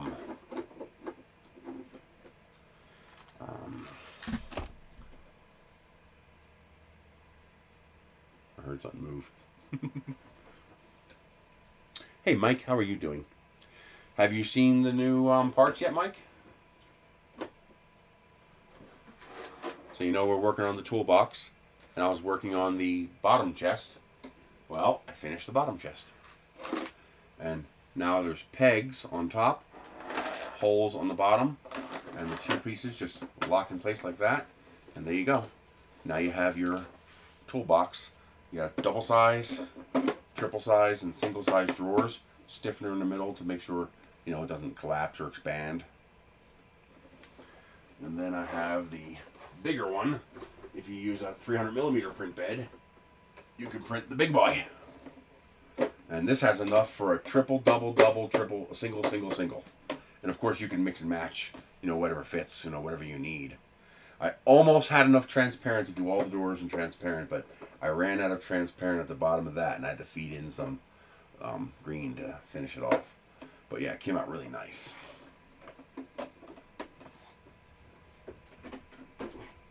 I am very, very happy with how that came out. The files are now available on printables. You can see the link right there. I printed it in PLA. Total fail. None of the parts fit. I had to rejigger all the tolerances for these holes. But I did that, and the files have been updated. And the fit is absolutely perfect. And you don't need a drill bit. The filament just passes straight through. You can actually look down the length of the hole, and it's perfect all the way down. It really, really turned out nice. I did this one in everyone transparent blue. This is Prusament blue, but I'm not going to put these 2 together. I just want to see how well they fit, you know, PET sheet of PLA. I'm printing Boomat Elite Wood Grain PLA now to go with the transparent blue because I think that'll look nice. But I'm going to do the drawer pulls in fluorescent orange. I just think that wood brown, transparent blue, and fluorescent orange will look really good together. And the trick is coming up with enough filament to do the bottom box to match the top box. And I'm also trying to figure out I want to create a little work table that I can have at the field with me. And I want this table to have different holes and peg holes and threaded holes in it for putting helping hands and stuff like that, for when you have to glue something together or you clamp something. Light duty, very light duty, like a model rocket kind of thing. And but I'm trying to figure out I mean, on your desk I guess this is okay, especially if you make all the colors match. Like if all these drawers were white to match this would look a whole lot better. But because I ran out of filament, I had to use different colors, so it doesn't quite match right. So I think this would look a lot better if I did color matching properly. But I also kind of want a cover for this to make it clean. But I can't hinge the cover like I do with this one. That's just not going to work here because this will be in the way. Where would the cover go? You know, it can't. There's no place for it to go. So the cover would have to be one where you insert it and then you take it off when you're not using it. And that's just a waste for selling as strictly cosmetic. I'll do it if I need to, because, I mean, what's it going to take? 60, 70 grams of filament? I don't give a shit.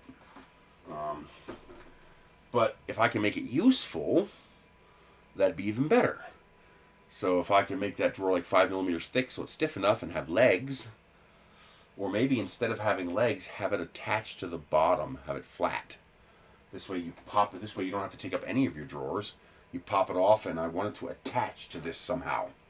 To somehow be, probably the best would be on the side. And why didn't I think of that?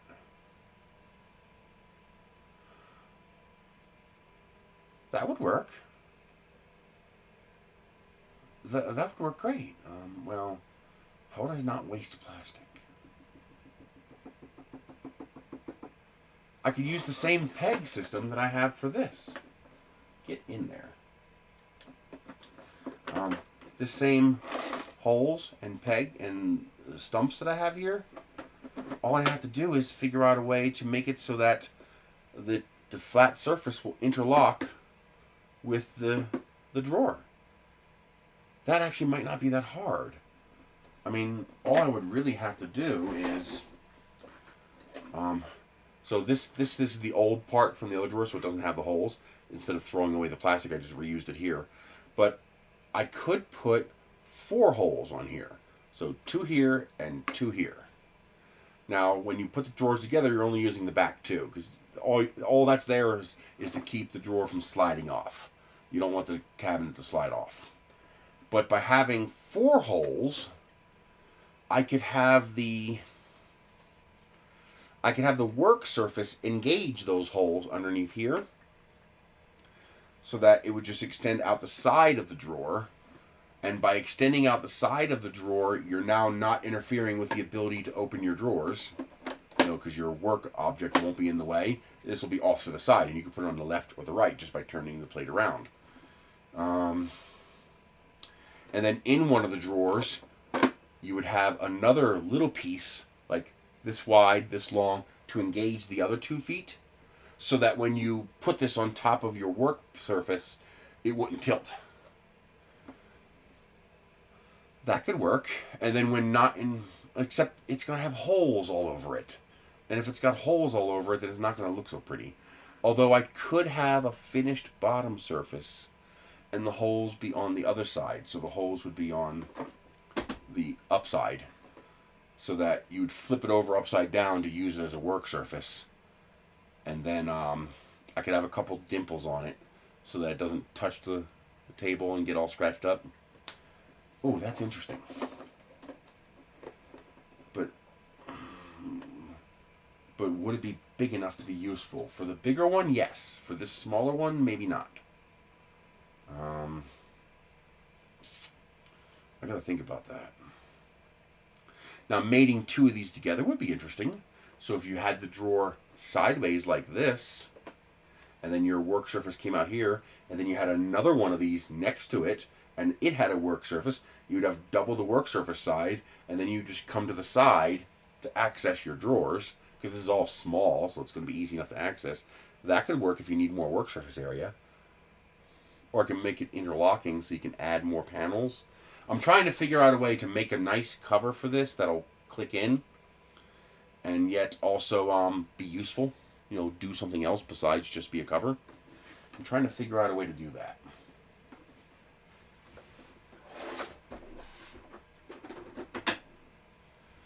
Because there are times where I'm building a model rocket or repairing a model rocket on the field, and it would be nice to have, a work surface with different body tube clamps and helping hands clamps for soldering and stuff like that.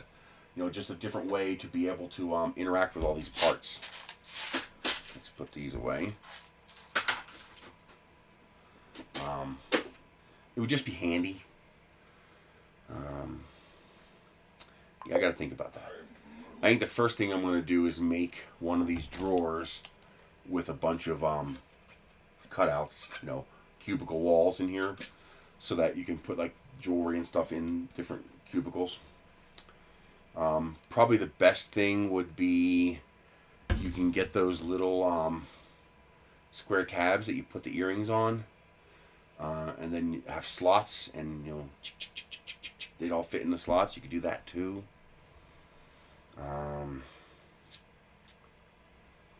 There's many different possibilities of what you can do.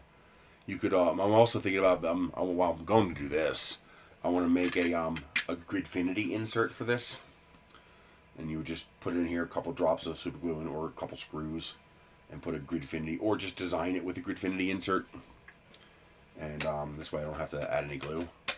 And then you could just make little Gridfinity squares to hold all your jewelry. That would work too. Especially with the magnets. That would work really nice.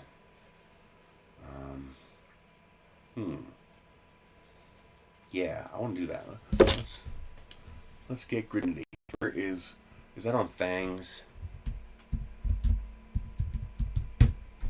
I just really like Kazakh, And I would love to, incorporate it. Where is the grid? Here's the grid.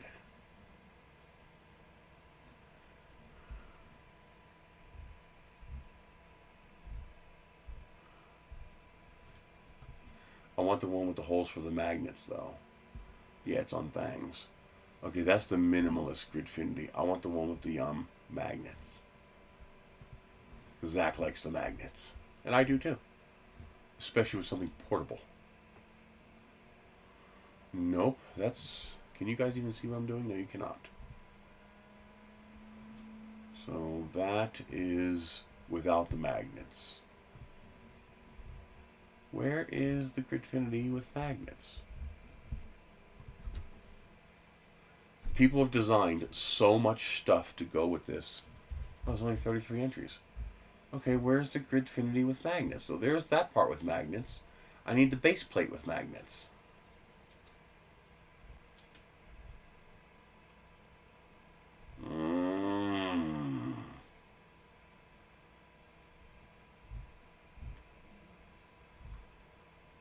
Well, it's on Things, so just go to Things and look for it.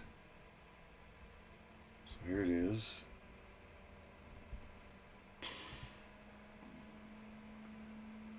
I need the one with the magnets.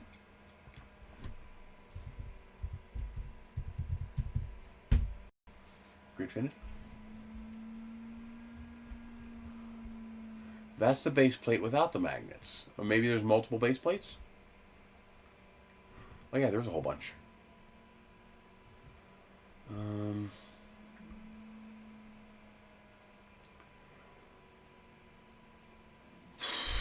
Where is the Gridfinity with the magnets?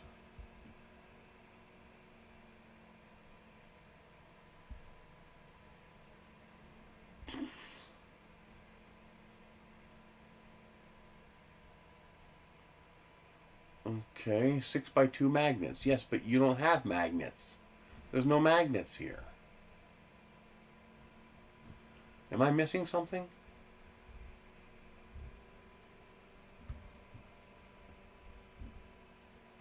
This is from Zach, so he would have magnets on his.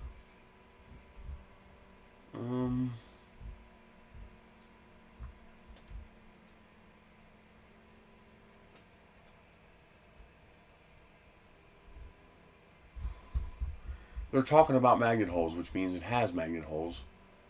So I guess I have to log in, don't I? They won't let you download anything unless you log in. I hate that shit.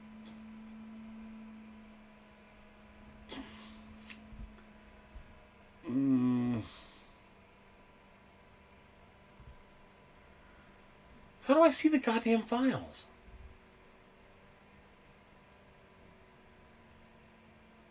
There's a Gridfinity plate. What am I missing here?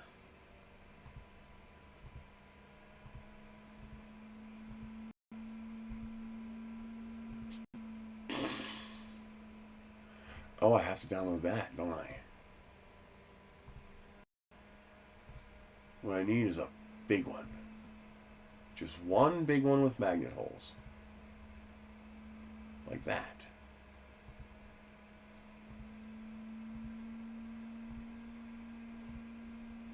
Where's the file?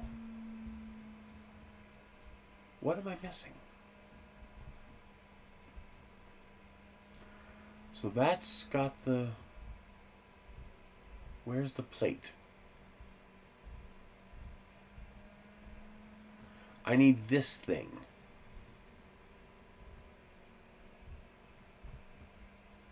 That's pretty cool. Making little inserts for D&D play. That's pretty damn cool. Why is this so hard?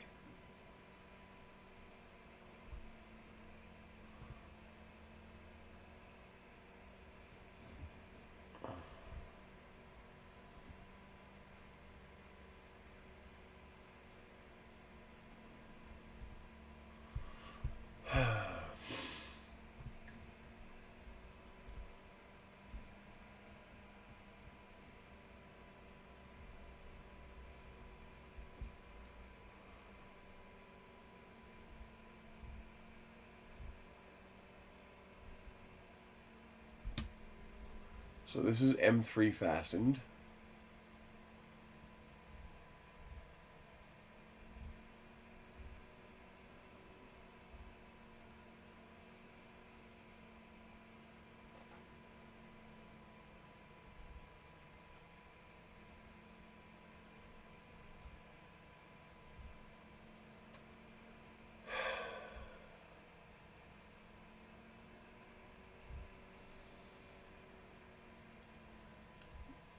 This is bonkers how difficult this is to...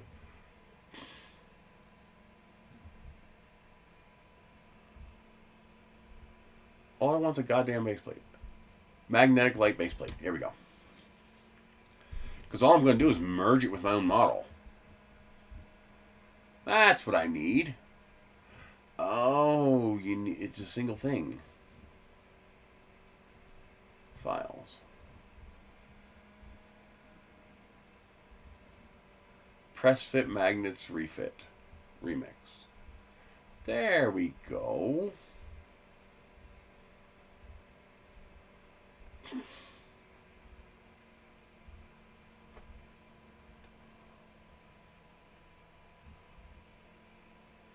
Well, there's a 5x5. I'm guessing 42 millimeters. My drawers are 100, so that's 4 of them. So the 5x will work fine. So a 4x will work fine.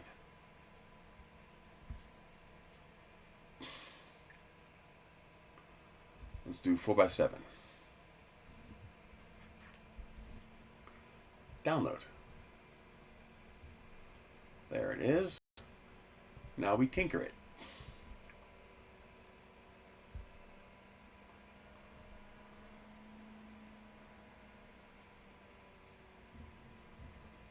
Okay. There we go.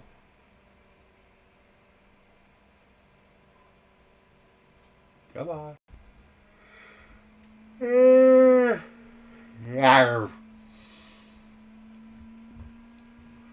What do you mean nodes failed to load? Let's just refresh it.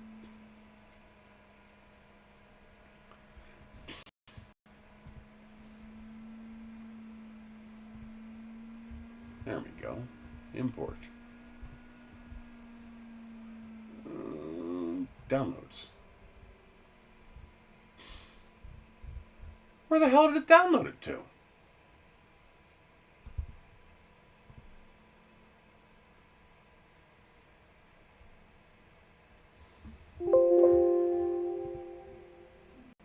I mean, I know it downloaded it. Right there. Oh, it's a 3MF. I can't open 3MF files. Oh. Okay. Duh.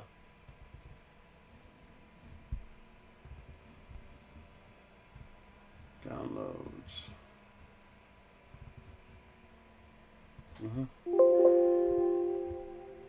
Whatever. I don't care. Do as you're told. Don't argue with me.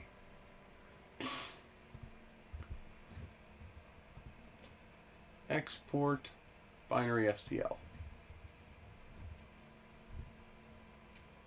Downloads.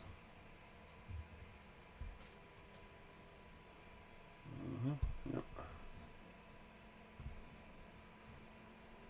There we go. That's because it didn't download an STL file. There we go.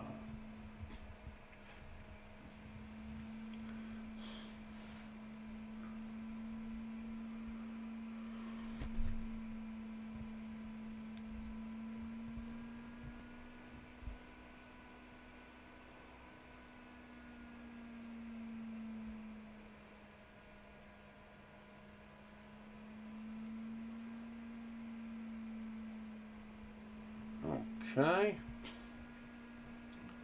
We want to rotate this 90 degrees.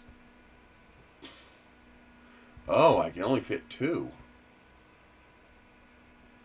I could fit a 2x4. I cannot fit a 2x5, but I can fit a 2x4. So what I will do is go get the 2x4.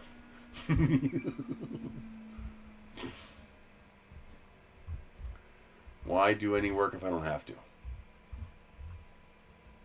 There's 2x4.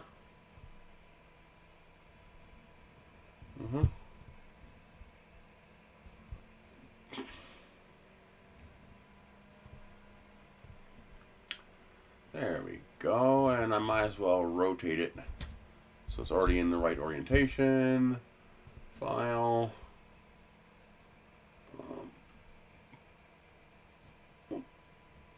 Export.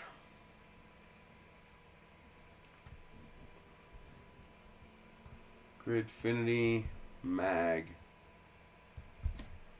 2x4.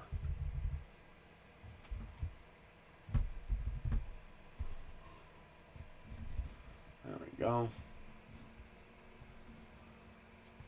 Import, choose file.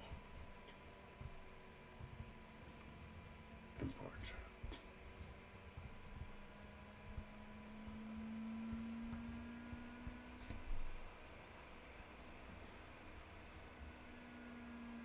Okay.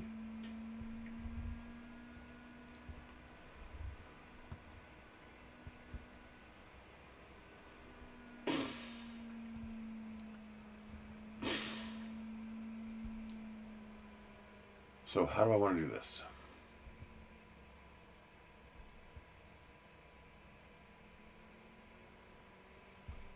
This is 84 by 168. So 83 by 167.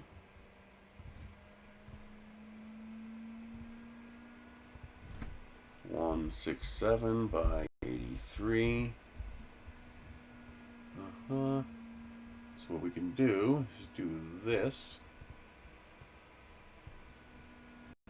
Align U, center, center. Do that. And then we can drop this to the plate, and then we lift it. We're using 0.3, so I guess 3 layers would probably be enough. Oh, and that means I gotta print it all solid, and I don't want to do that. So we're cutting you all the way out. And, oh, wait a minute. Control D. So we don't mess up our existing drawer. Oh, that's already the new one. Control D. Okay. So we take this and this. Align it on this one here and here. And we do this. And then we take this. And we align it here again. There.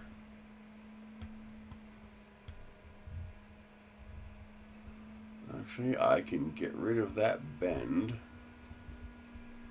I need to get that to be inside of the box.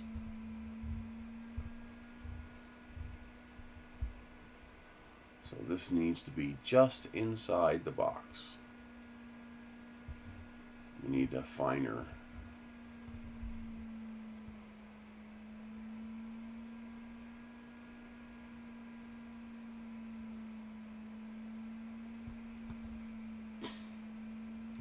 That looks good.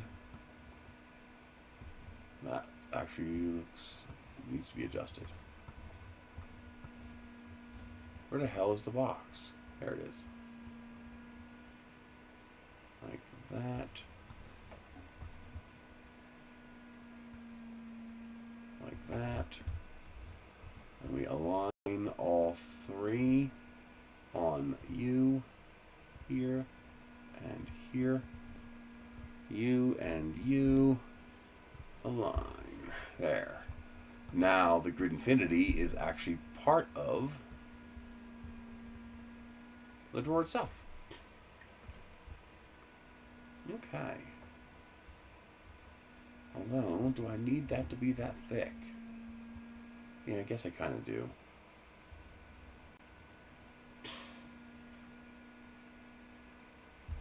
How tall is that?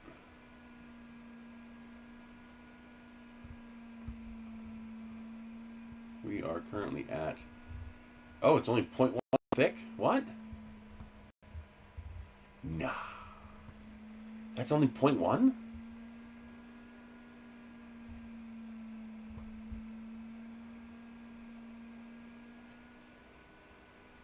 Are you serious? No, it's 0.2 up. So I have to fix that. I have to duplicate this, Control D, and I have to lift this 0.1. 0.1. There we go. And then merge them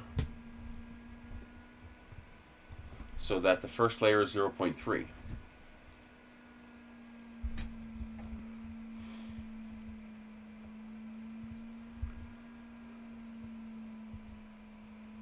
Nope. Do this. Now do this. What? Now it's 0.6? Which is okay. That's 2 layers. I'm okay with that. I don't know why it's being weird like that, but whatever. Okay. Join. There. That should slice cleanly.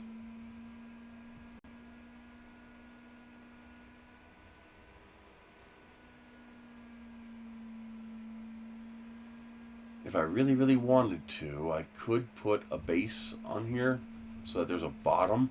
I don't like the idea that this is open.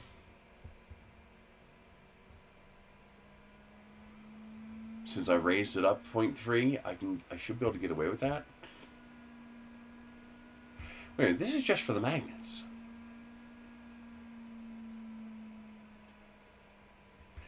Yeah, this is just for the magnets. So why does it even have these holes? Screw this.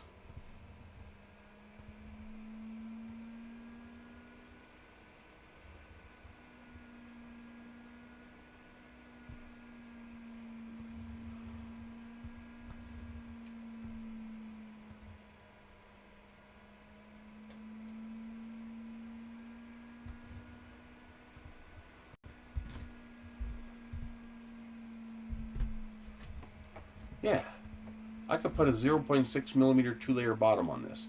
There is no reason to have that completely open. Because the Gridfinity doesn't actually go into these slots. It just sits on top.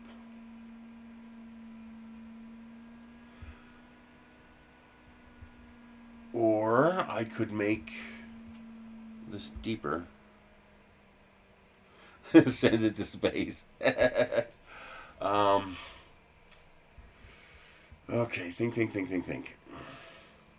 Because I don't have a whole lot of space here, so I want to maximize my space.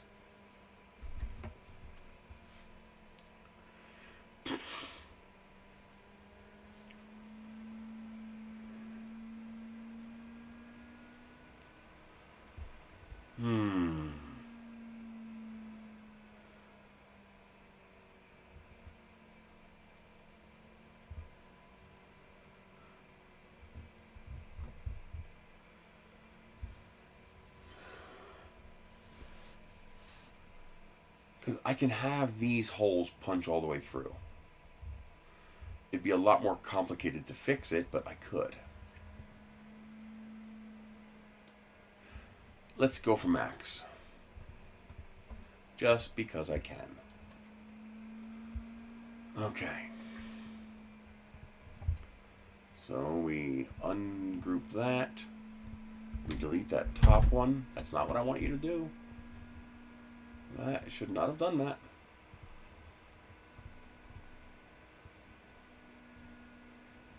I had 2. Where's the other one?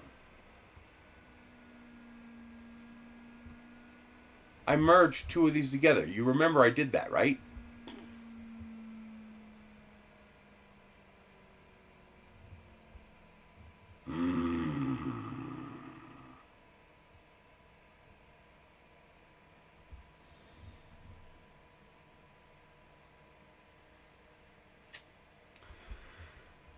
No, if I don't have a base for the magnets, then the magnets will push through.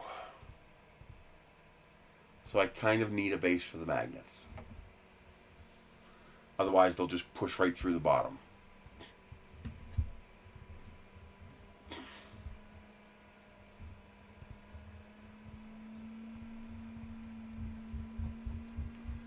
Yeah. If I don't have a base for the magnets, they'll push right through. Dagnabbit. I guess I have to leave it like that.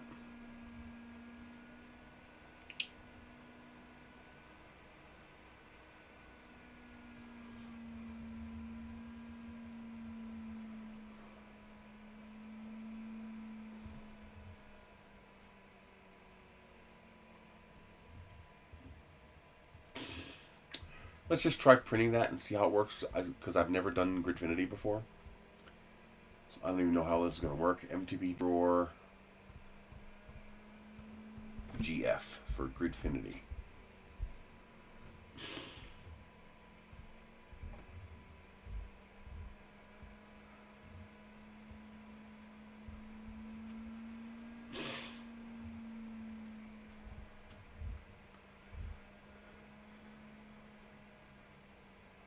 Actually, I wonder if I should offset this to the side so that you can make use of this extra space.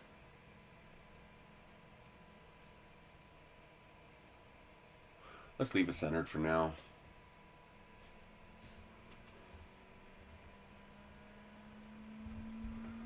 Well, let's see how that looks in the slicer.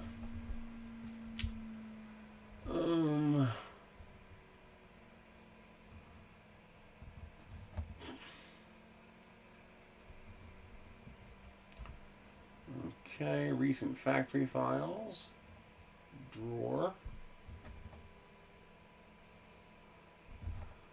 That's the 0.4 nozzle print, which I don't want to do. So I have two profiles up, PLA, PETG.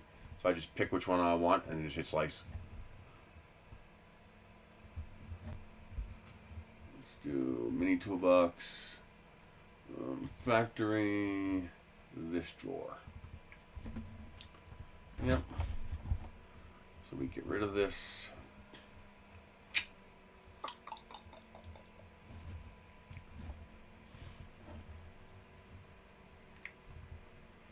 And to be drawer GF.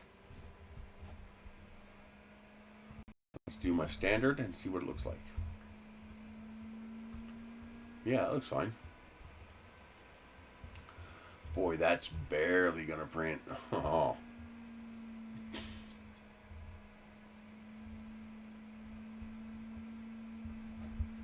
Okay. Oh, hang on, I gotta check this. It's starting the sequential print. I want to make sure it gets it right.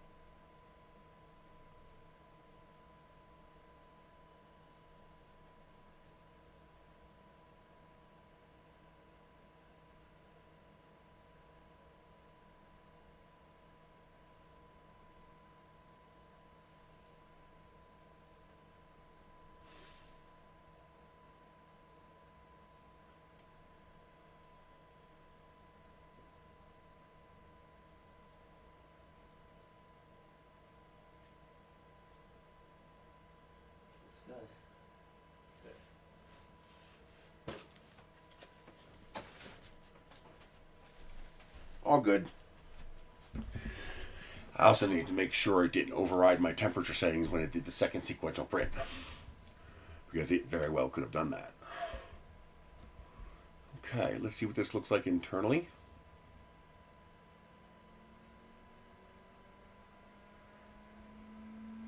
Oh, good. That looks nice.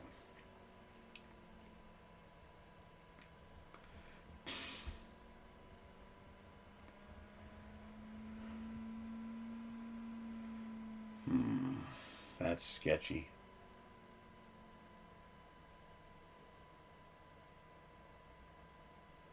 That's a little sketchy. I wish I can connect them all together. Well, that's infill. So how is it going to print that? Let's do by line. Oh, it's going to print those first. Oh. That's super sketchy.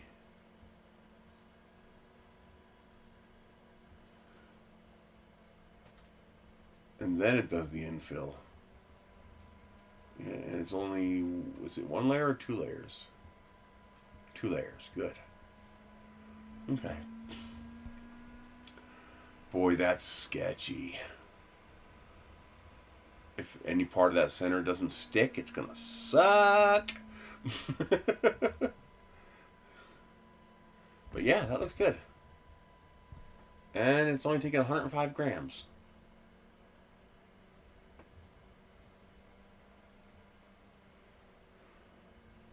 You know what'll make this better? If I add a bottom layer. Instead of putzing with all that. Let's just add 2 bottom layers.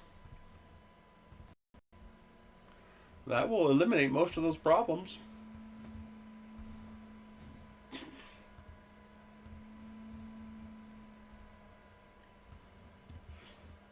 Yep, that eliminates that problem.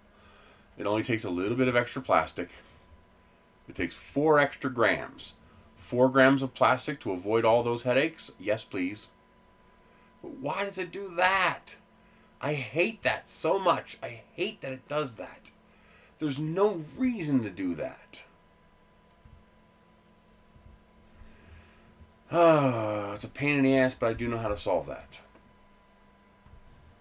You drop a second one. You group them together.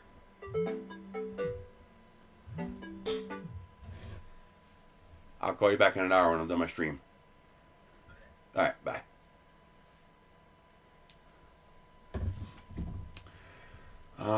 Then I create variable layers.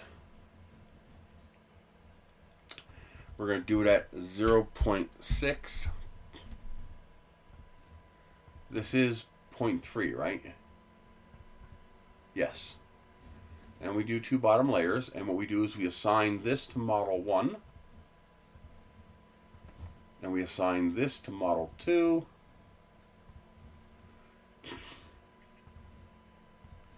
And then we do a sequential print. And that should get rid of that BS. And there you go. Perfect second layer. See? None of that wacky BS that it was doing. And now it does that. And that's what it should do.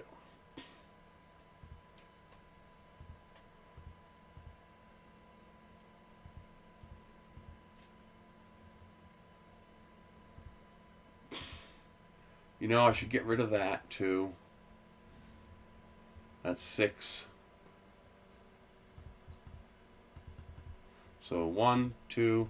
This is the first layer of the second model. The problem is it's merging them together. So it's treating them as one object. So I have to tell it, I have to trick it into think it's working on 2 completely discrete models. And I'm basically only printing 2 layers of the first model.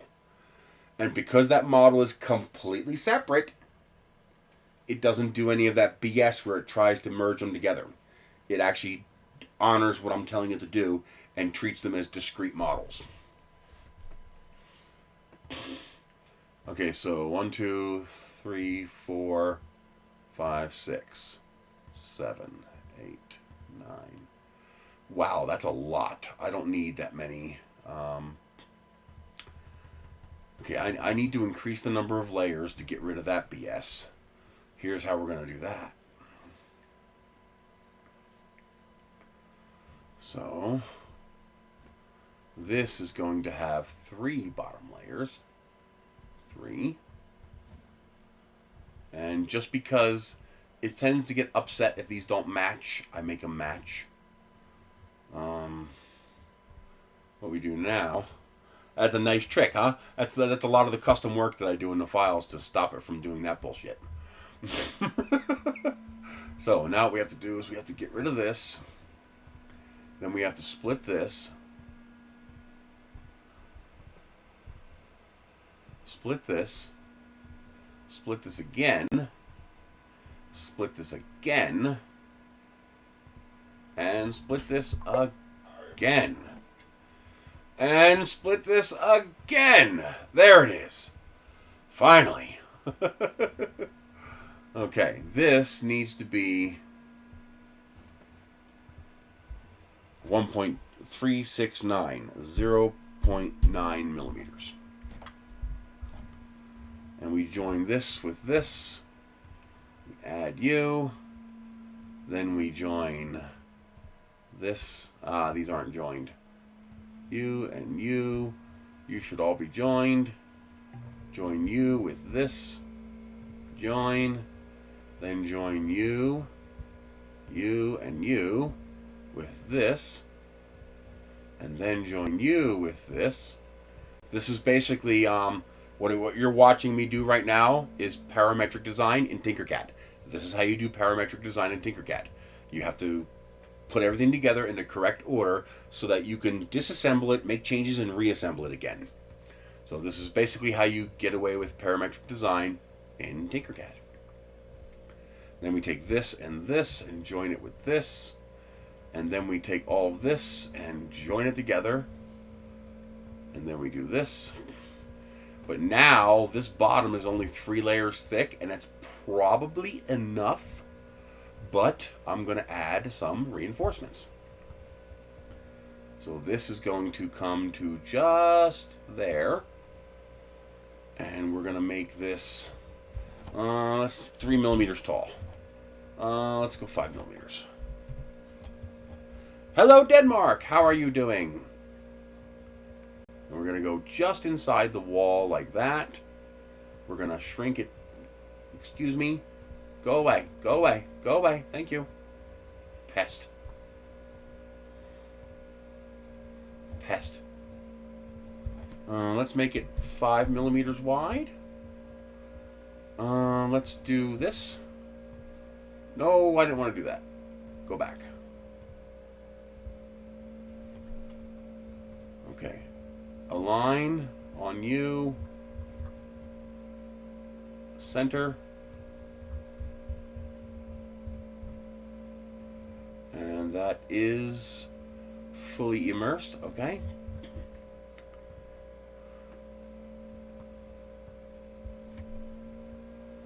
Now we control D and we move it, I guess negative 25, negative 25, control D, positive 25, you jerk off,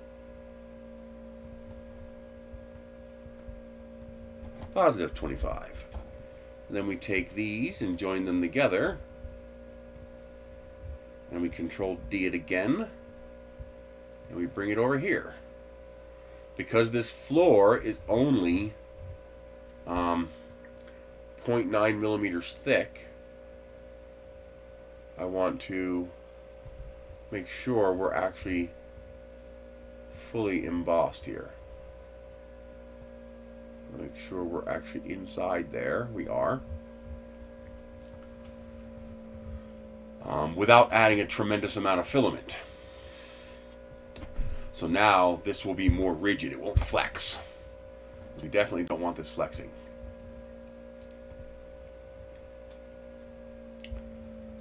And that'll give us our rigidity.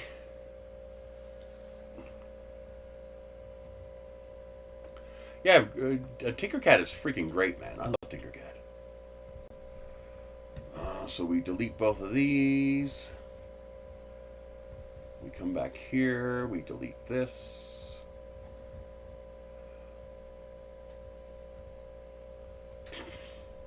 And we export this again.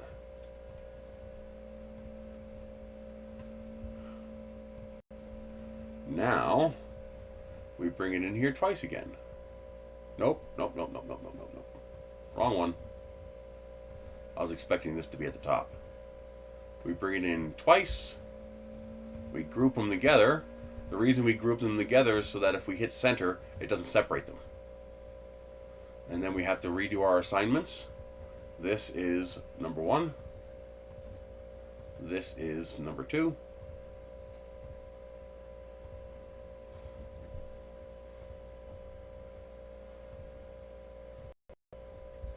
And there. And we are down to 106 grams. And still only 3 hours, 20 minutes. So now we get our clean 2 layers. 1, 2. Then our third layer is both this part and this part. So our bottom here is now 0.9 millimeters thick. I have 160 3D printers. I'm not joking. They're all in pieces in the bus and in the trailers. What I'm using in here is I have an FLSun Q5, FLSun SR, belt printer, Mingda, Magician, longer LK5 Pro, a couple of Two Tree Sapphires, a Chiron, a couple of CR6 SEs, whatever the heck that dual color printer is, and I have another IDEX printer out there. Everything. I gotta move some of these printers around, get some of them out of here, get some of them online. Like, I especially want to get some of these dual color printers online to make it easier to do stuff. Why did you add 2? Add 2 what? Oh, add 2? Because if I didn't add 2, it does something that I don't like it doing. Let me show you what happens if you don't have 2. Let's go ungroup. Remove.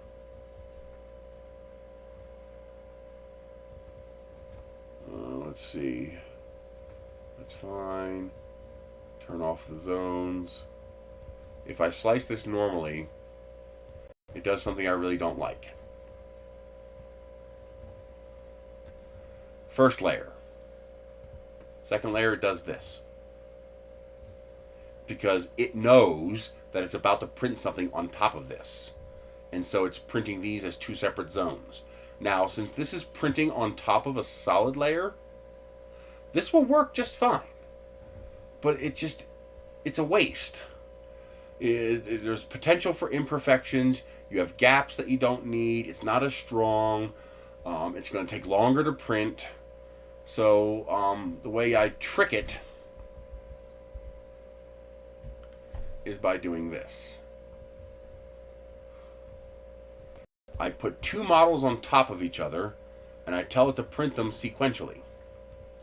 Oh, wait a minute. It's not doing it because I don't have the association set. Custom zones. Okay, it didn't add the custom zone. There we go. And this is that model there. This is that model there. Start at 0.6. Print, select all, sequential. So now I get 2 perfect bottom layers with no interruption. And that's because as far as the slicer is concerned, this is it. This right here, these 2 layers, that's the whole print. There is no more to this print. This print is 2 layers. That's all it is.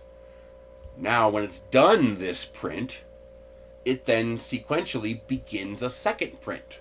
And that second print is the exact same model, but it starts at 0.6 instead of starting at 0. And so it does that. So I get nice, perfect bottom layers that are more structurally sound, since I only have 3 bottom layers, although they're thick. It's almost 1 millimeter thick. And I also didn't want it printing infill here, and I don't want it printing a whole bunch of freaking layers that it doesn't need, so I added these. And these will just add some rigidity. So now, instead of printing layers all the way up to here, it's just printing these 5mm tall little reinforcement like I-beams, which will connect this relatively strong structure with this relatively strong structure by these 3 I-beams, which uses a hell of a lot less filament. It saves me about 10-12 grams worth of filament, if not more, almost 20% the mass of the model. And while it'll make sure that this here doesn't wiggle, because it'll only be 0.9mm bottom. So now this won't wiggle, and this will be nice and rigid without adding too much print time, because it only adds 7 minutes of print time to print these 6 arms. I can afford the 7 minutes and this extra top layer. But the result is you get this really, really nice print. And by making sure these bottom layers are perfect,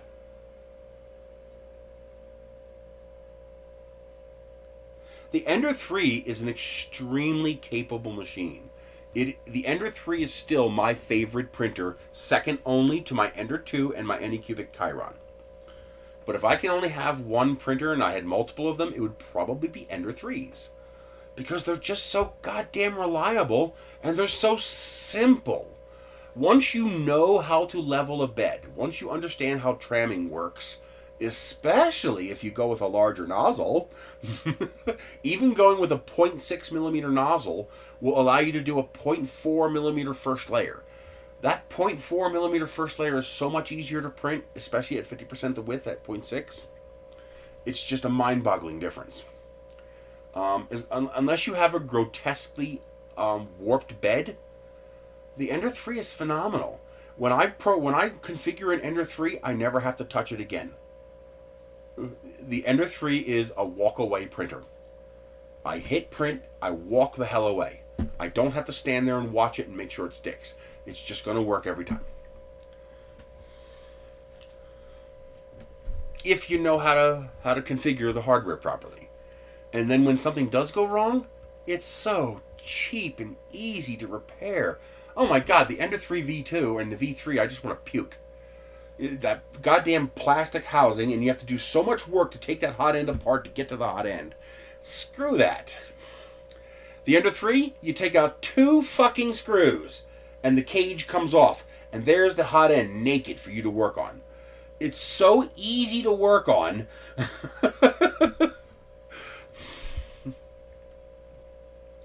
Eventually, I want to design my own 3D printer, and it's basically going to be a modified Ender 3. As a matter of fact, simpler if I can make it simpler. Because that's what I want. I don't want automatic bed leveling and complex this and complex that and fancy this. I want the machine to be as dumb, stupid, rigid, and simple as possible. If you make the machine rigid enough, it does not require intelligence. You just got to make it simple enough. But that also requires you to make it rigid enough. And just in case you're unclear, I helped design the Ender 3. I put about half the work into designing that printer. I spent 2 hours talking to a Creality engineer with an interpreter at East Coast Rep Rap Festival, telling them everything they needed to do to make that printer work the way it should.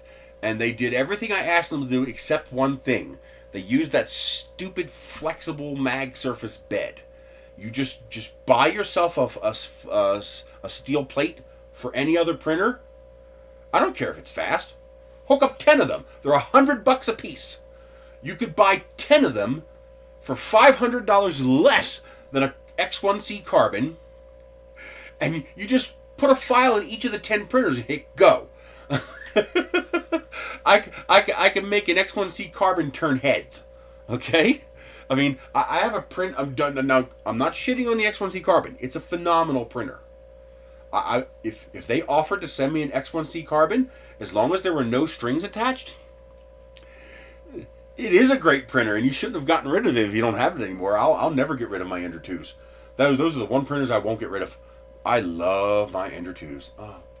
When you want high quality prints, you just can't touch that printer. I mean, I've printed ballpoint pens standing up on their tip. Go watch some of my videos from 5 or 6 or 7 years ago. I've printed nice, complex, intricate ballpoint pen housings standing on their tip with a 2mm brim. It's just, that printer is amazing. And one of the reasons it's amazing is it doesn't weigh anything. The bed and the kinematics weigh nothing. In fact, one of the things that I want to do is I want to make an Ender 3 with bracing like the longer LK5 has, but I want to use 10mm rails. I just can't find all the parts small enough. I just haven't really looked into it yet. But I want to try to make a, like a 160 by 160 or a 150 by 150 little tiny printer, that's like this big. This is an itty bitty printer. And using all super tiny parts. Just make a really, really small printer that I can just take anywhere. In fact, ideally would be to make something like the Ender 5, but with a 150 by 150 build volume. Now, I guess like the Voron Triton, I think, not the Triton. What's the little Knight Voron, the little tiny Voron?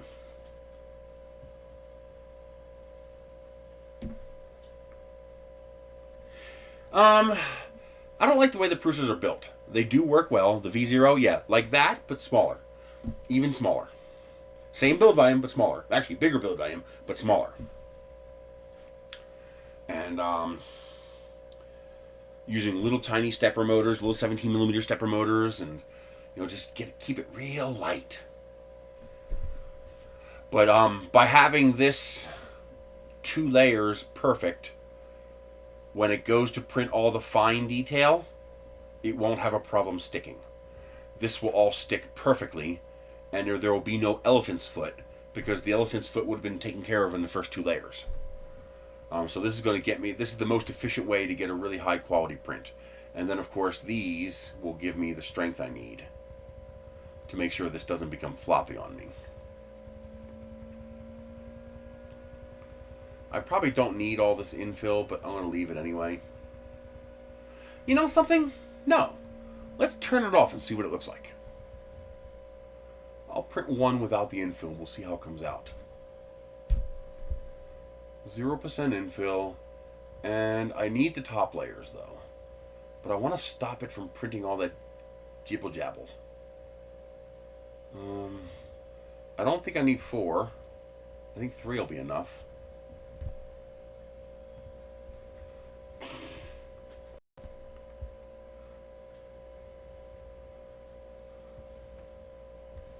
So first layer, second layer, perfect, no interruption. Then we print this, and then we print that. Yeah, that looks good. I'm happy with that. And that got me down under 100 grams and got me down to 3 hours. Now, see, the reason I want to turn off the top layers is to get rid of this bullshit. So, how can I do that? Okay. I don't care if this has top layers.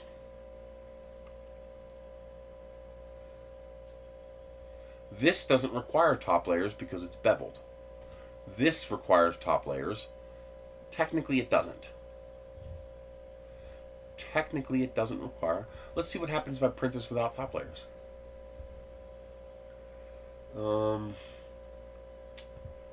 Layers. Let's turn off the top layers. And I think I need to turn off the bottom layers too. Let's try just turning off that. I'm trying to get rid of that jibber jabber. That did it. Nope, I still have some. So I still have the jibber jabber there. So this is 20 layers at 0.3. That is 6mm. So I could do another process. Variable settings. Let's do 6mm. And turn off top and bottom layers for this.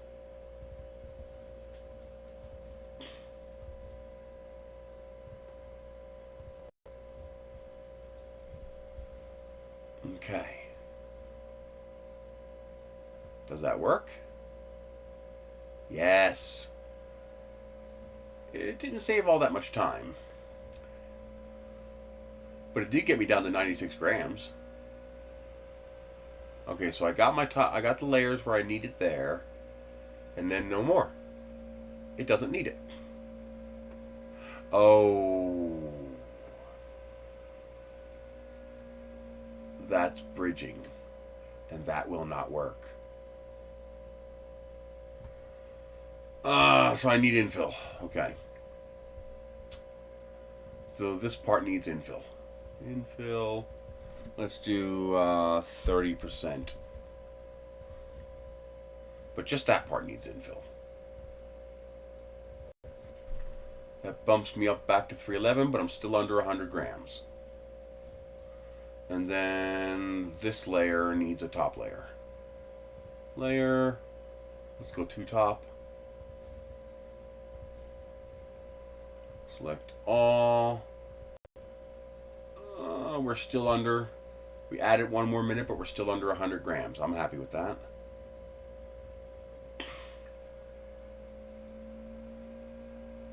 What I don't like is that it's doing this. I don't like this noise. See this BS it's doing? I wish it would just print those layers solid. Now, I could trick it into printing those layers solid, but I'm not going to. I think this amount of infill is enough for that top layer to grip. That right there. See how it touches the infill? I think that's enough. Especially with that. Oh, why the hell is it doing it that way? That is so freaking weird that it does that.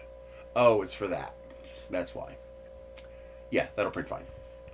And then we get rid of the infill. And we don't do the jibber jabber on the outside. Good. Yeah, this looks fine.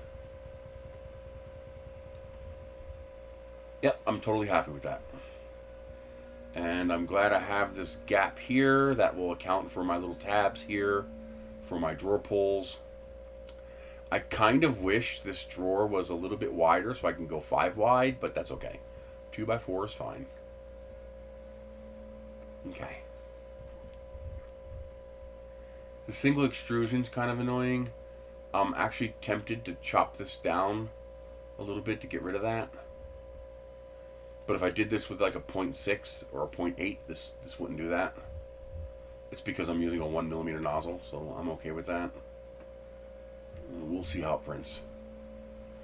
Okay, so which profile is this? This should be PETG. Temperature 240. Yes, this is PETG. 35%.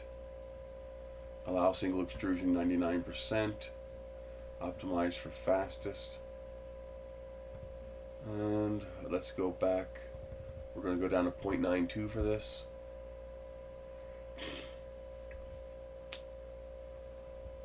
You can get away with that with a 1mm nozzle. We're looking good. Oh, wait a minute. Cancel. Let's group. So that I can change all 3 processes simultaneously. 0.92. That will change all of them.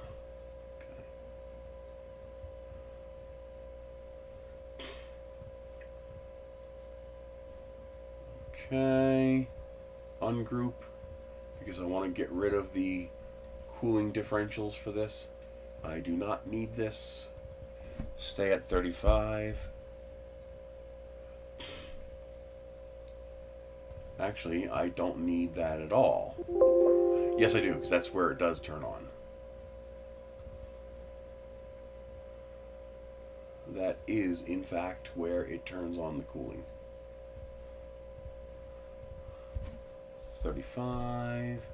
Let's do it at layer 2. And then for here, we can just delete both of these, since they're not needed. And that way it'll just keep whatever fan speed I set in the beginning. And then temperature, Cooling. This is not required.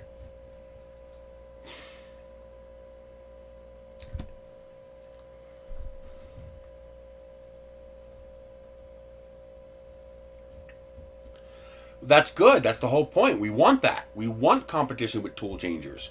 Because I sure as hell can't afford a Prusa Max. I would love to have one of those Prusas, but I can't afford that. Maybe eventually I'll be able to afford one of the knockoffs.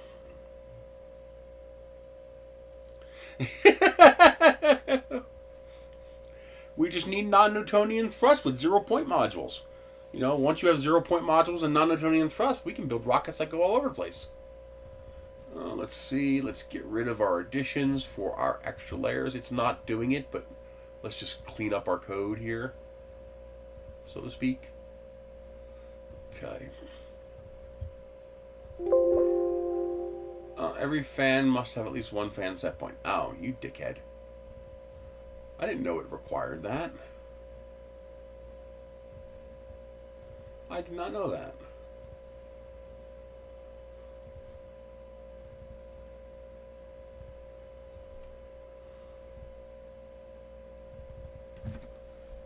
Huh.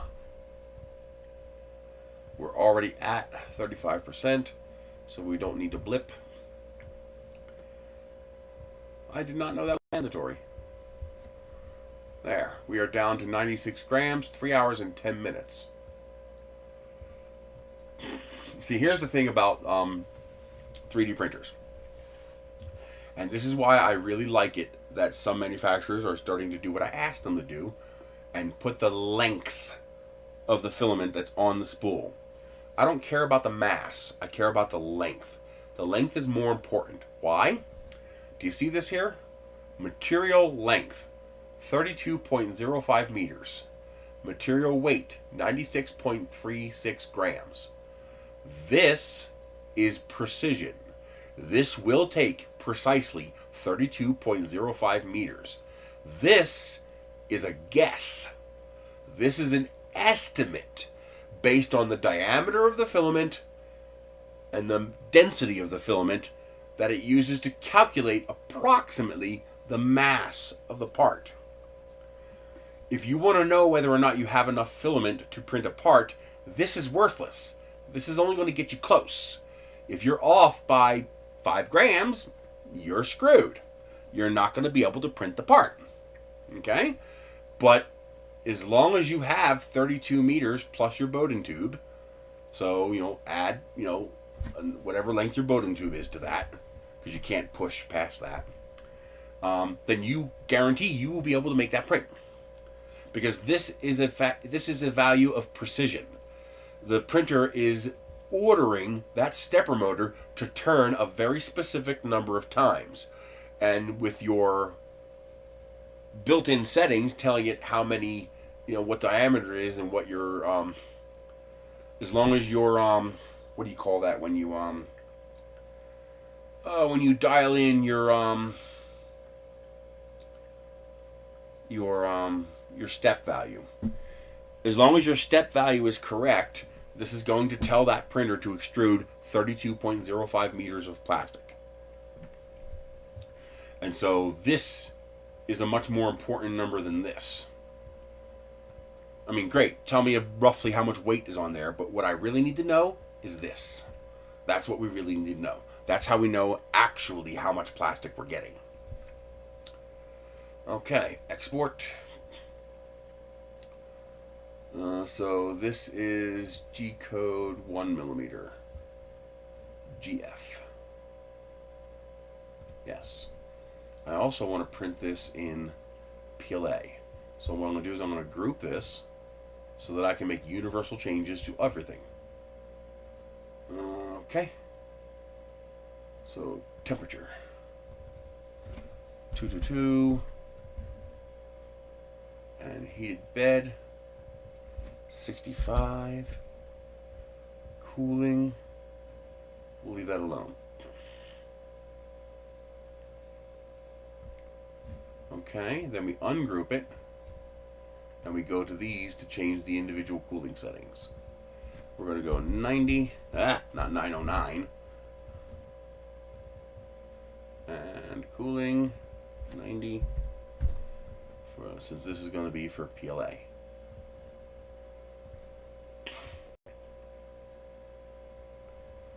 Export GF-PLA. Okay.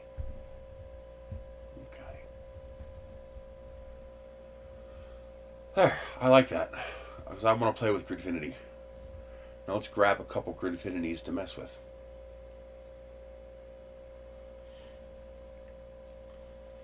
Now, oddly enough, these will be a little easier to print with a 0.4mm nozzle, so I'm going to stick this printer on them.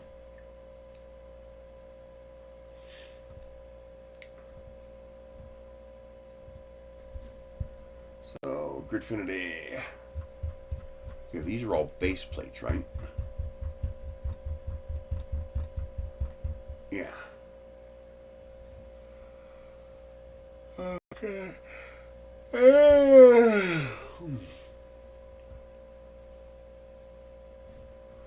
I guess it's in another box somewhere. Don't need that. Where's the rest of it? I closed it.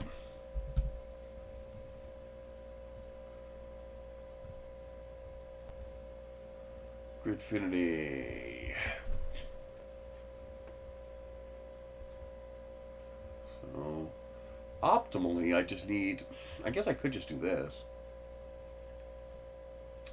How much height do I have? So what I need to do is put a box on this surface and touch that one again, then touch this one again, and tell me how high it is. I'm 7.5 millimeters tall. This is... No, wait a minute. It's gonna sit on... It's gonna sit on this surface here. So that is... incorrect.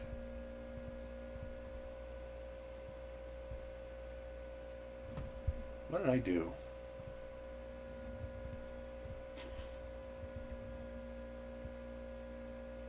Three millimeters. So I gotta take this 24. I can have up to 21 millimeters tall without passing over the top. Okay. A Recreator MK5 Vertigo.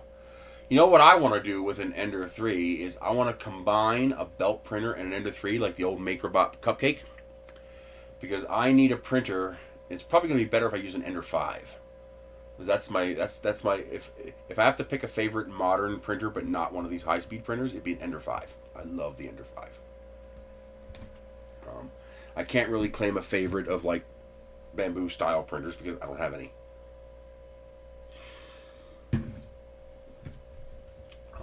Although I'm kind of partial to the Elegoo Centaurian because it's $300.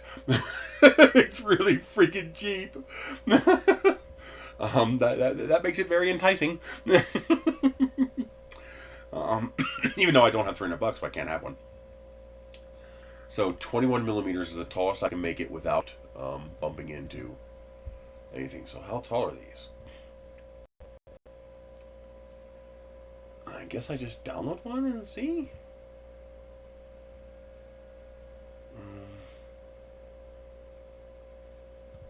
And it's got the magnet holes, that's good.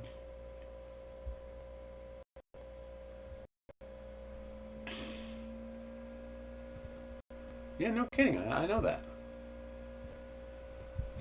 Let's see here. Extract all. View, extra large.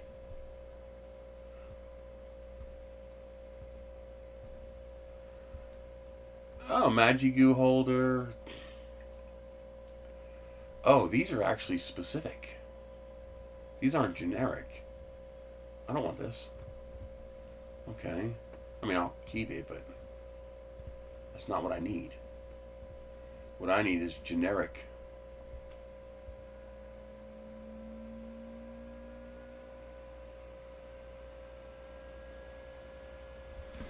Yeah, that's one of the reasons I'm not a fan of bamboo. I told people right from the beginning that I'm not a fan of the closed source. I'm not saying they shouldn't be allowed to. You know, that's how they're making their profit. I don't begrudge them that, but it doesn't mean I have to like it either.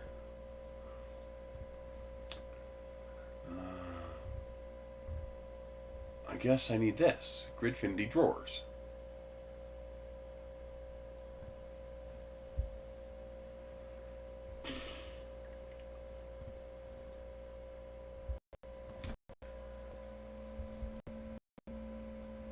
Oh, that's something totally different.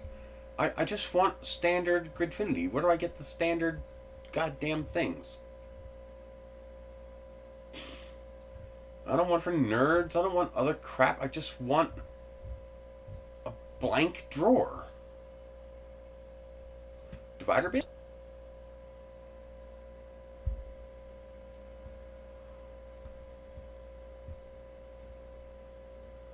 Is this... Come on. Why do you have to be so complicated? Just give me it. Give me. I'll look through it. Pain in my ass.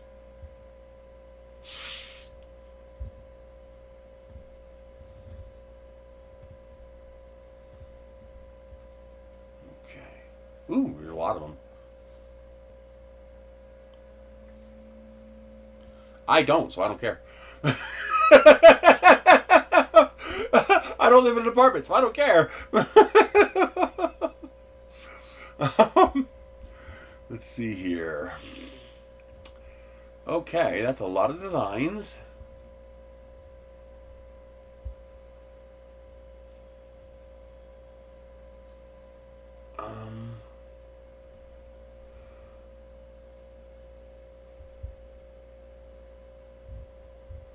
How about I just do simple? How big are you?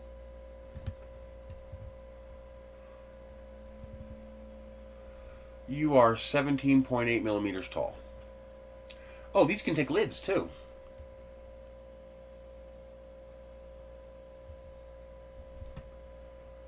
So we're going to have to modify the Gridfinity. So we're going to take this divider box, copy.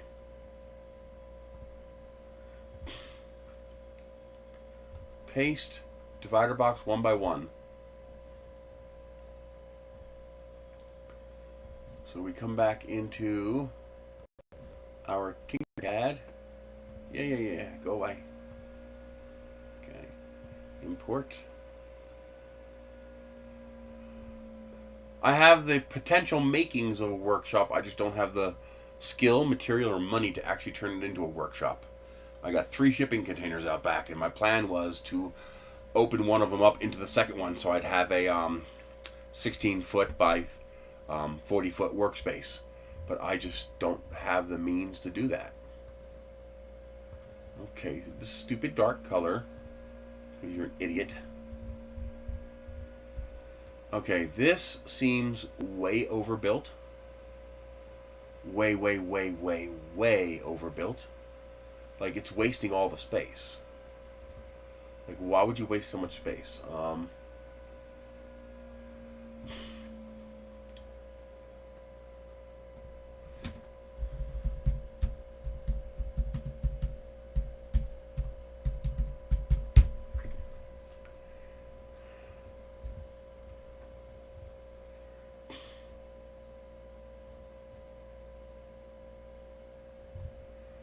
Gridfinity minimalist single bin.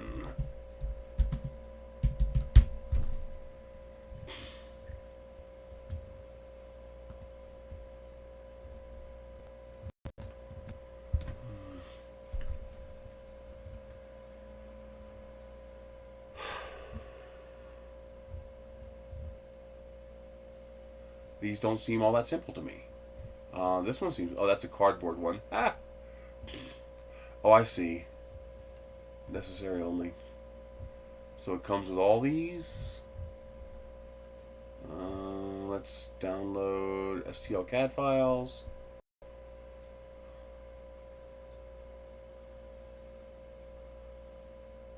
No, I live in the middle of nowhere, bumfuck New Mexico, because houses are cheap.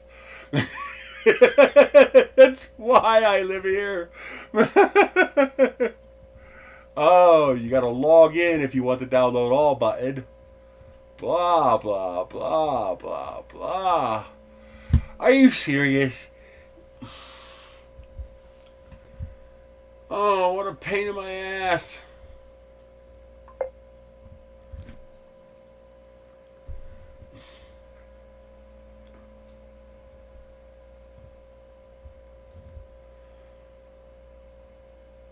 Three 362-383. 362-383. You showed your verification code. It's only good one time. So you can't use it a second time. Just give me everything, you stupid freaking website. Jesus! 293 megabytes? Woo! And they're all zip files. What's the difference? What's the 6E, HE? What does all this mean?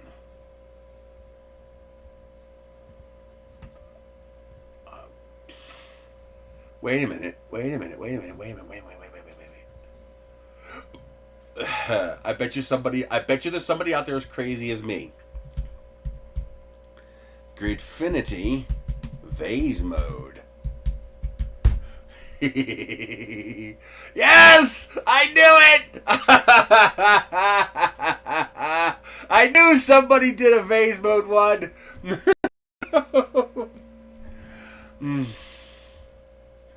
I knew it, but I don't need that. That's too complicated.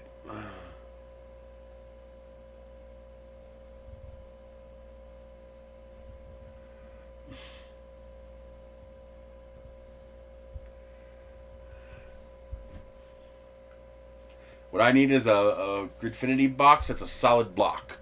That's actually a pretty good design, though. That's not bad. Damn it, that's not bad at all. I might just use that.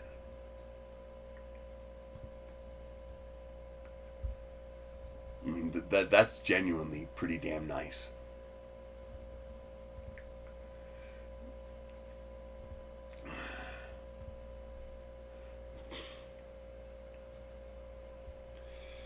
That's why I had to leave Pennsylvania. It's just too damn expensive. What is this? Is that a lid? What's this? Oh, these are different heights. So it's probably going to be one of these two. Both too tall. Is it printing upside down? Oh, I'm an idiot. It's solid because it's Haze mode.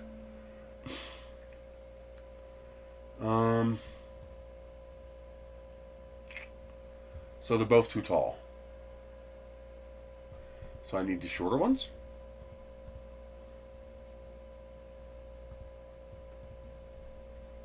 Let's try this one.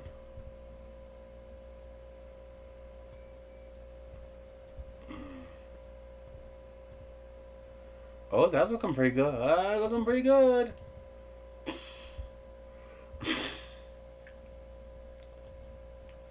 Would you come out here, please, instead of being a nudge? Okay, it's 24. I need to lop off 3 millimeters. I can just literally lop off 3 millimeters of that. So I just print it to 21 millimeters. I mean, in theory, I could fix it. But, I don't know if I want to.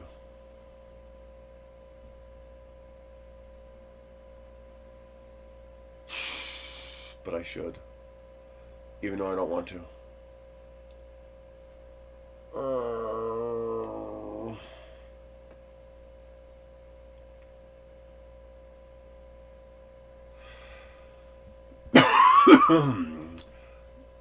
let's just do it first and see what happens. Oh, wait a minute. It doesn't have the holes. It doesn't have the magnet holes. That's annoying. I could just combine them. I guess I have to. Okay. Let's do... Oh, 2 o'clock. I gotta get out of here soon. Get my free veggies. So there is that one. Import. Choose file. And we go to downloads. Gridfinity Vase mode. And what was that one? I don't know what that one was. Extra large. I'm pretty sure it was this one. No, this one. 3U.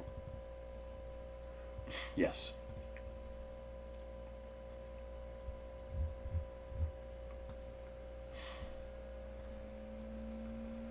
Okay. So, what I need to do is to put the mag holes in here. And let me show you an easy way to do that. So we're going to put this in here. Okay. We're going to make it bigger than this. Oh, you're such a pain in the ass for your 3-dimensional view. Such a horrible view, but what else you going to do? Seriously? You locked. Because I went off the edge of the screen, you decided that I'm gonna screw with Chris. Just because I'm an asshole. Dickhead. Okay.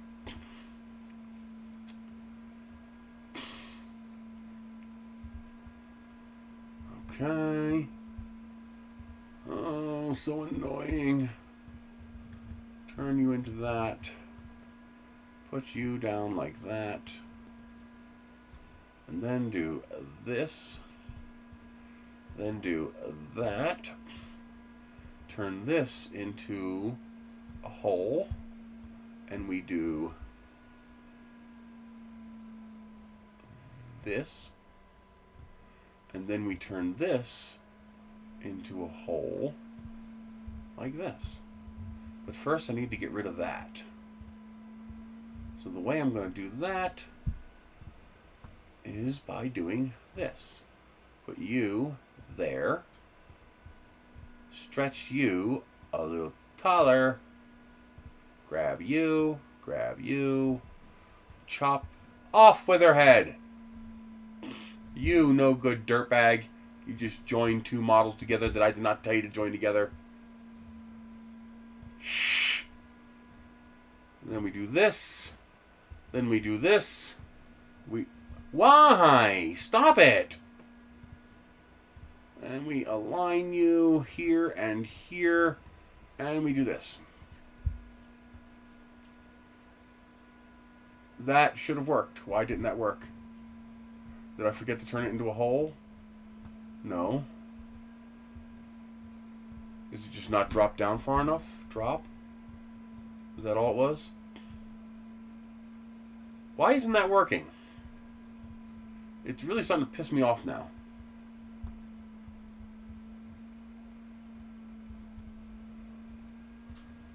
Goddamn Tinkercad sometimes, man. There we go. Now I got my holes. Nice saving for a house in Jutland, Denmark. Nice. Okay, that takes care of the magnet holes. How tall is the magnet holes? 2.39 millimeters. 3, 6, 9, 12, 2.4. We're going to make that 2. It already is. It's close enough.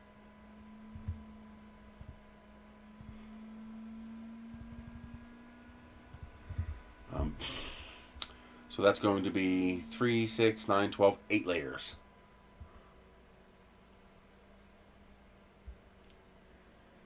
Okay.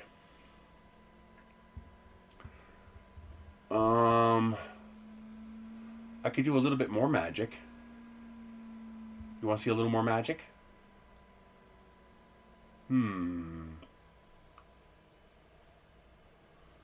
Yeah, I could do a little more magic.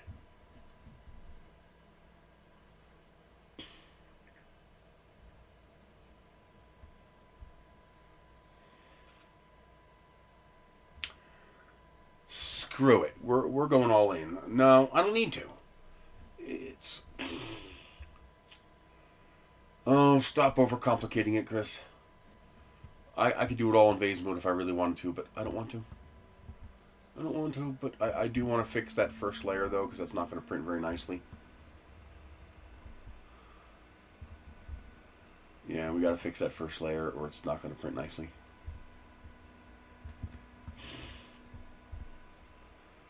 So let's do this. 0.02. 0.3.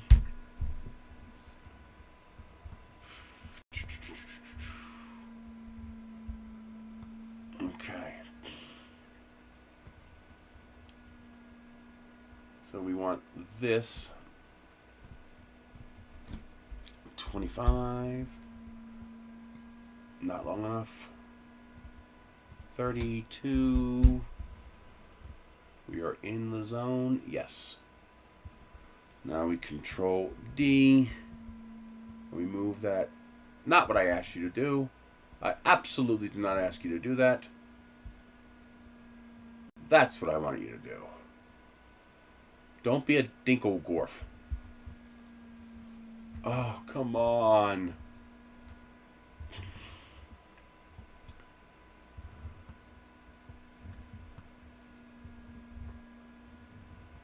Okay. So let's... Oh, come on. Stop doing that. I want to get it approximately centered.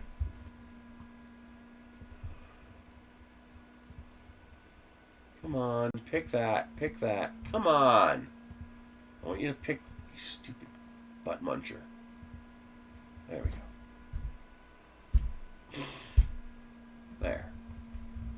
That is so that the first layer prints okay. Okay, that takes care of the first layer. Now we need to lop off. I think I can just lop off the top of this.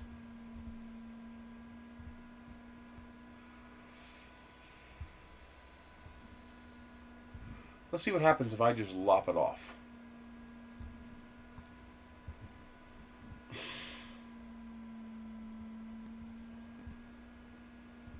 So I need to take 3 millimeters off. That'll make it 21.5. Actually, I need to take a little more. I need to take 4. Let's go 4.5. That works.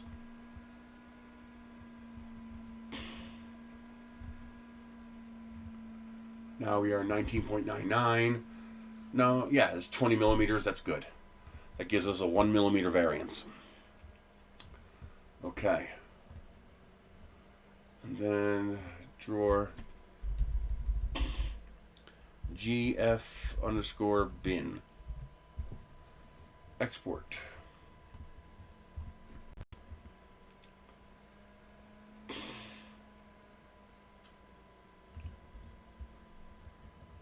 Alright. Now, if I really, really wanted to, I could...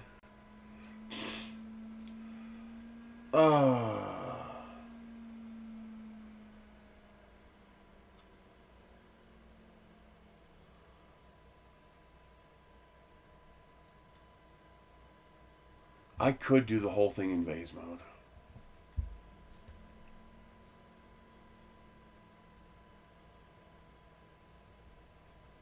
Yeah. Let's try it both ways.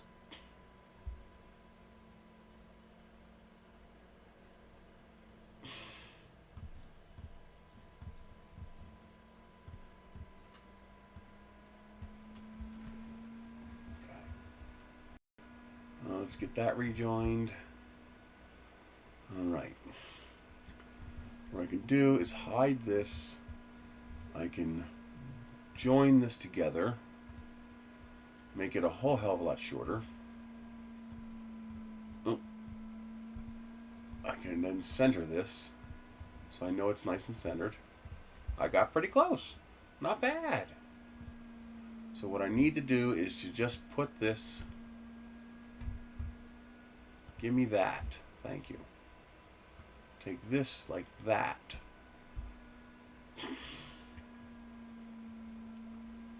Good, it's outside. So Control D. No, not Control D yet. I gotta change the height first.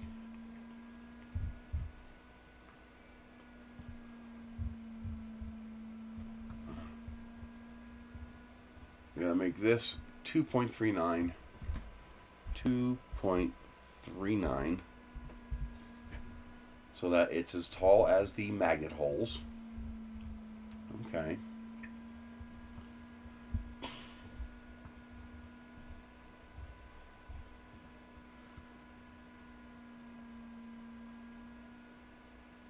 Okay.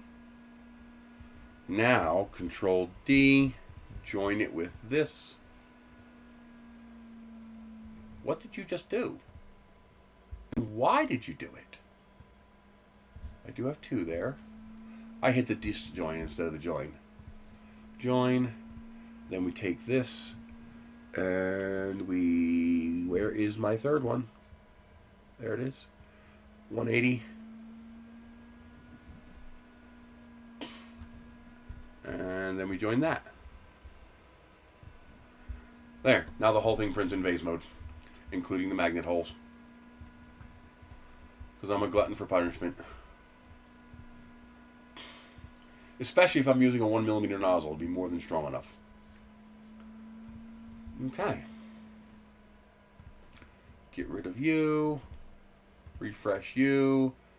Now let's try slicing you. Okay. Let's use something with a simple profile, like my drawer pulls. Open factory file. Factory. Pulls. Discard. Get rid of you. Get rid of you. And downloads. Bin 1. We are going to use vase mode. Let's go 0.95. Let's go 0.96. Let's go 0.95. We're going to do two bottom, one outline, two bottom layers. Screw it. Let's do 3.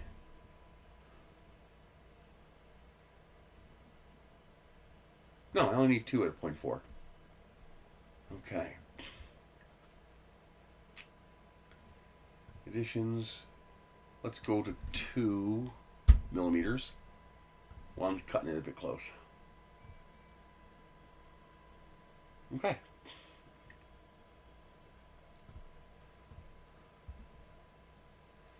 No, screw it. 1.2mm floor is fine. Print. And there it is. And do we have any errors? Negative. Looks clean. Very nice. I don't like that. Why the hell is it doing that? Why? Why does it have to do that? I hate when it does that. There's no reason to do that. Let's go 45. Let's see if that gets rid of the problem.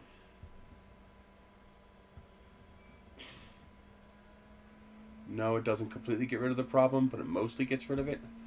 I know how to actually get rid of it. I have to rotate this a little more. This is a glitchy thing that happens. I have to line up. Come on, behave. I have to line up that part with the where it wants to start to print.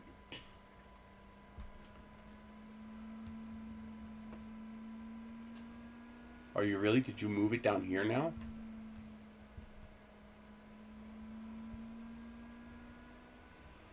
You shouldn't be doing that.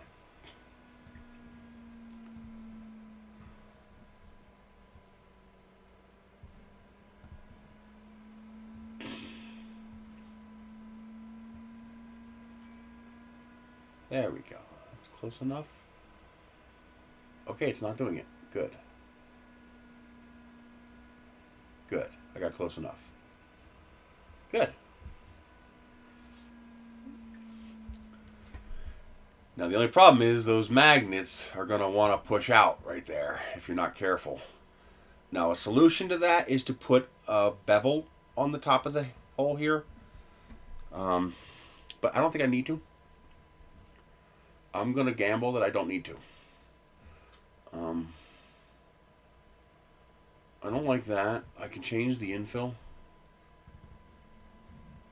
Infill, external pattern, 45 degrees. That's better.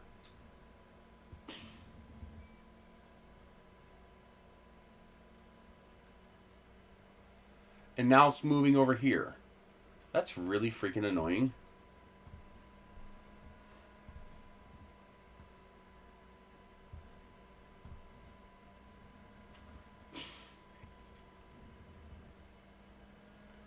And now it wants to jump over there? Why? You dumb fuck. Sometimes I don't know why it does that. It's a weird slicer glitch. It has to do with vase mode. That's a small enough jump that won't break it, I think.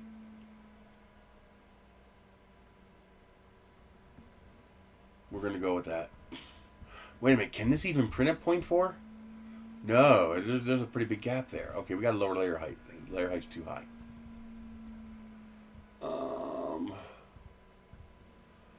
Those beveled angles are a little too much for 0.4. And we have a stupid gap again. God damn you. It should not be doing that.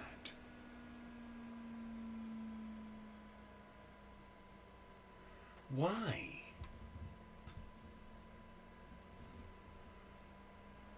Let's reset all transforms.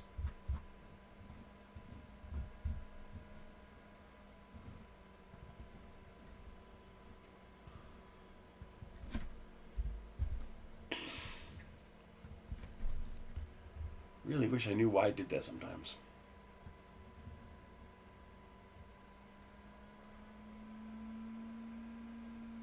See, why does it jump to there and skip an entire row? Because that's what it's doing. See, it skips that section right there.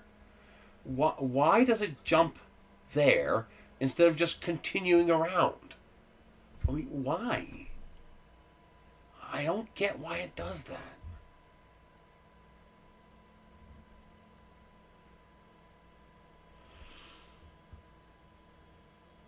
Point 3.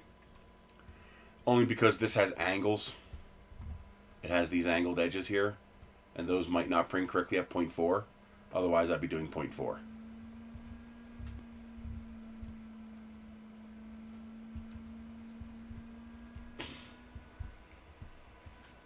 I don't even think I need these X patterns. They're going to make it more rigid, but I don't think it's necessary because I'm printing with a 1mm nozzle. Let me try a version without it. Oh, I got to get out of here. So I'm gonna try printing this. See how it prints. But this is all in vase mode. 3 bottom layers. So it only takes 6 grams of plastic each. That's nice. If I don't have a lot of overhang, I use 0.4mm layer height. And at a 0.4mm layer height, I printed about 30mm per second, maybe 32mm per second I can get away with. At that print speed, I'm printing faster than a bamboo printer. Because at that print speed, I am printing 2 perimeters, which on a bamboo is 5 perimeters. And I'm printing 0.4mm layer height, which on a bamboo is 2 layers. Which means I'm printing 2 perimeters while the bamboo has to print 10 perimeters, which means I am using 1/5 the amount of perimeters, which means the bamboo printer would have to print 500% faster, I think. Yes, it would have to print 5 perimeters for my 2, and then it has to do that twice. So 10 times speed difference, which means the bamboo printer would have to exceed 300 millimeters a second to print as fast as I do. You see, the bamboo printers, that's the reason they had to make high flow plastics, because no matter how fast your kinematics can go, you can't go faster than the plastic can go. And PLA is 15 cubic millimeters a second. You can't go faster than 15 cubic millimeters per second, or the plastic shears. I can reach 15 cubic millimeters per second. What I can't do is reach a linear velocity of 300 millimeters per second. So what I do is I print faster by printing a larger volume. So for the bamboo to print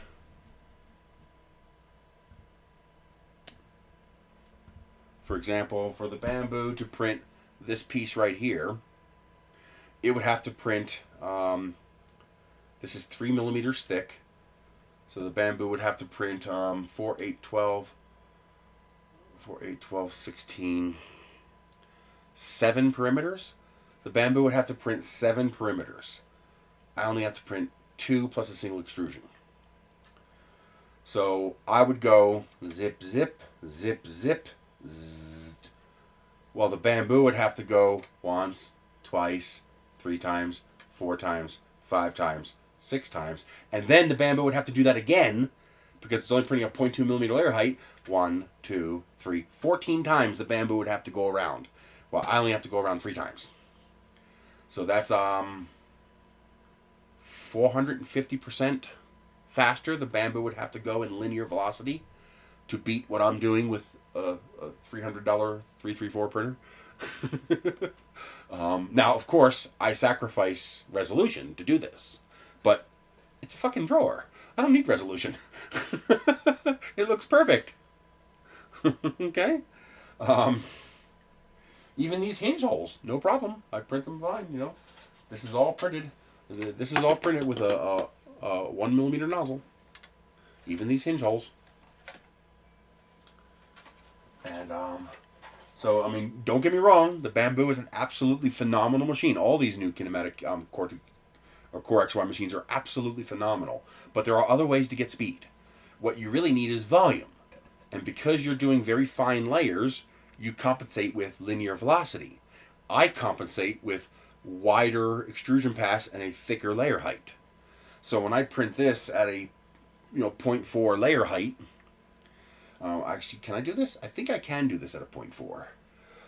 I do 0.3 just because it'll just go faster to compensate.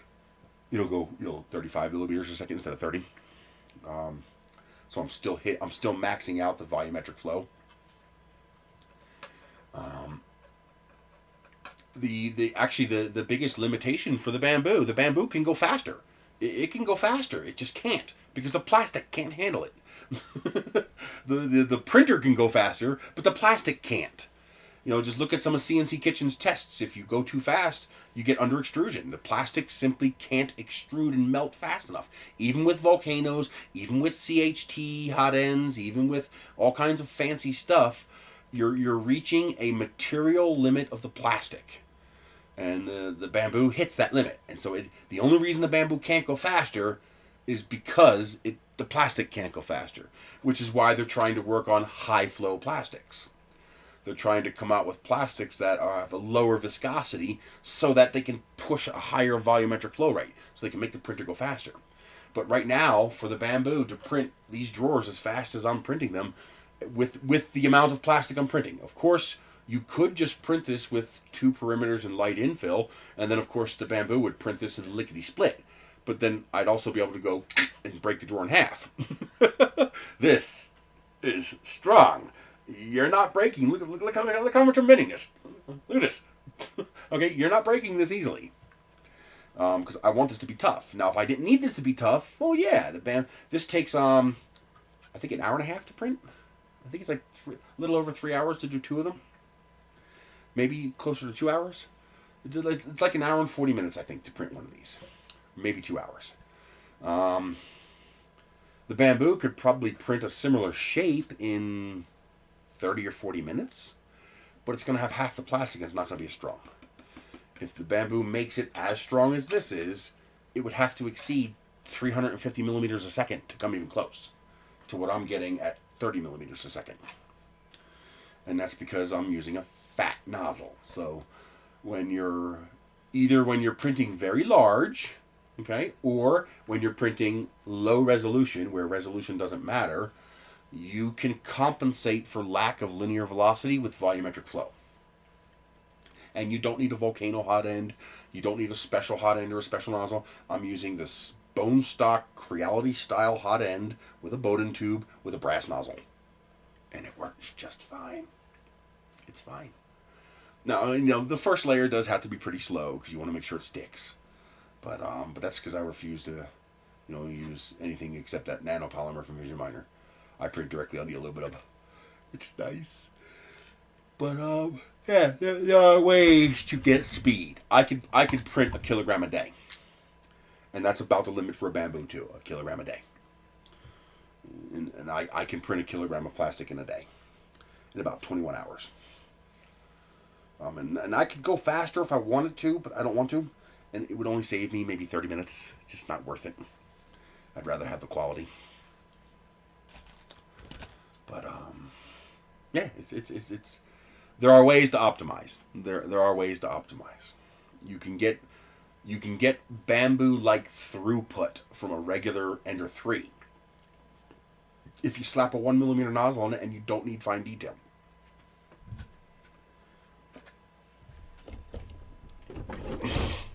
These prints do not require fine detail.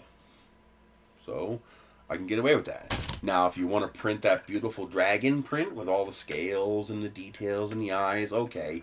Yeah, I'm not going to be able to touch that. The bamboo's going to do in one day what's going to take me 3 or 4 days to do. But if you can deal with the resolution of a 1mm nozzle for prints like this, you can print really fast. I can print this faster with less plastic because it's a 1mm. I could do this with one wall even, and it would probably be strong enough. But I would rather have the strength and the durability because I don't want to have to reprint this in 6 months. So I deal with it. You're not going to save that much plastic. You're not going to save that much time. Okay, so it takes 5 hours instead of 6. Whoopee. Yeah, if you want, well, it's not about speed. It's about volume. So if you need 0.4mm details, well, then you need printers like the bamboo if you want speed. But if you're printing stuff like this, even this, this has got some pretty fine details in it. And I could clean this up a lot more if I wanted to. I just don't care. It's a stanchion. It's going to sit on top of my car. But, I got that nice little hole going through there. Look at that, right through there. Perfect. That's a 2.4mm hole. How do I make it print so well? I make it a diamond and I put it on its edge. So now there's no overhang. There's no bridging. That hole requires no bridging. If it was a circle, it would require bridging and it would have overhangs. With this diamond shape, no overhang exceeds 45 degrees and there is no bridging. It diverges and then converges. No bridging. And so the print comes out perfect every time. The filament slips right through there like a hot knife through butter. But and actually that's I think that's a 3mm or 3.5mm hole because I want to put a zip tie through there. But the holes on here, it's a 2.4mm hole to fit that, and it's perfect. I did not have to clean it out. I didn't have to drill it out. I just shoved the filament right through it. So you can compensate with engineering. You can compensate with design. You can compensate with optimized slicer settings. You see all the little tricks that I'm doing in the slicer. And now, of course, if you're making single prints, then, the bamboo will benefit both ways. But if what you're printing is something that has multiple parts like this, like theoretically, I could print these out 1 per night. If I set up, let's see, if I fine tune the settings well enough so that I can print all the lid parts in one print, so it would be shelf and 2 sides as a print, back and bottom as a print, and the lid as a print. So 334 printers would be able to print all the parts for this toolbox in one go. And then I would need another 2 printers to print the drawers if I wanted to print them all at once. So 5 printers, and I could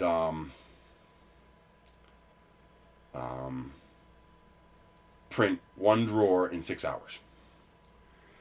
You know, I would come back in 6 hours, 28 minutes, whatever it is, and all 5 printers would be done. Take all the parts off, hit go again on all the printers. Some of them will be done in 2 hours. Some of them will be done in an hour and a half, but the longest print is about 6.5 hours. And, you know, you come back and, you know, I almost just yanked that off the table. That would have sucked. You come back in 6 hours and all your parts are done. No glue or fat. In fact, if I were to sell this as a kit, I wouldn't even assemble it. I would send it flat pack. I would test fit all the holes to make sure the filament went through properly. But I would send it flat pack and just give you the instructions for how to assemble it. Because, you know, why pay the shipping to ship an entire box when you can just flat pack the thing? And, but there are other ways to get speed. There, especially if you're printing big. Like you're printing something like this. When you're printing something like this, you don't need a 0.4mm nozzle. In fact, you want a 1mm nozzle. This is vase mode. This is all vase mode. The only thing not vase mode is this. Everything else in this print is vase mode. And because it's a 1mm extrusion, this actually has strength. It's not weak. It's not a cheap part. You know, the bottom has some infill just for the first, I think, 10 or 12 millimeters. But that's so that if you put like sandbags or water bags or rocks or dirt or whatever in here to hold this down on the ground, it has something solid for you to attach to the ground.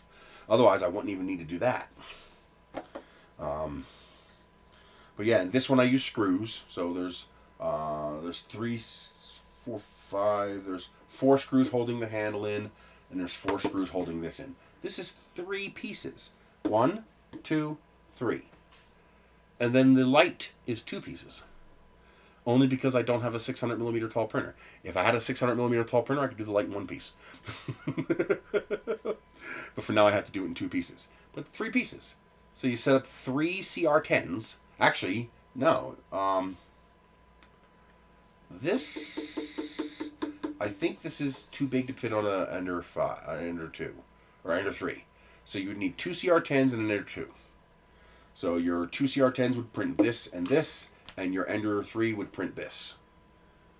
And you could print this all at once. And it would take a few hours, and you'd have the whole thing done. How long would it take you to do that on a bamboo? With a 1mm thickness wall. That's 5 perimeters. And you'd have to do 10 perimeters, because I do this at 0.4. So, oh hell yeah. Oh hell yeah. I could murder you with some of the prints that I make on this printer. Some of these parts are so beef that, I mean, well, print something with 5 perimeters. That's a 2 wall thickness with a 1mm nozzle. 1mm nozzle, 2 walls, and keep in mind that's 2 walls on each side, so that's 4 walls. Okay. That's 4 millimeters worth of plastic. You would have to print 10 walls, 5 inside and 5 outside, in order to get the same thing on a bamboo. That's a lot of plastic. Yeah, that's what I do. I do practical prints, stuff that I can use. Stuff that I can use, stuff that I'm going to use every day. So the 1mm nozzle is superior because it's faster, it's stronger, it's less prone to failure. You could beat the living snot out of it and it doesn't care. I mean, look how much I'm twisting this. Okay? You're not going to break this unless you want to.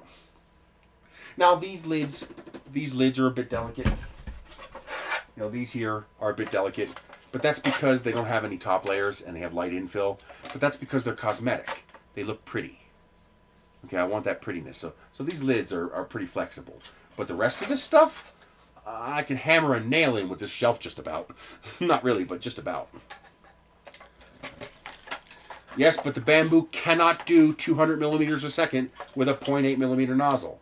that will never work.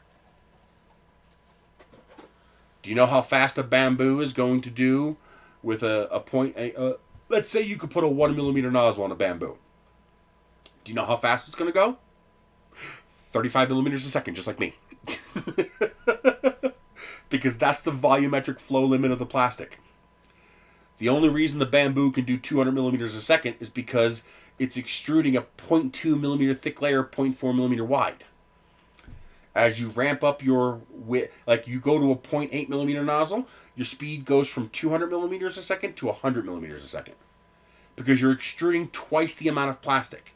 So if 200 millimeters hits your volumetric flow limit and you go from a 0.4 to a 0.8, you now need to lower your linear velocity from 200 millimeters to 100 millimeters.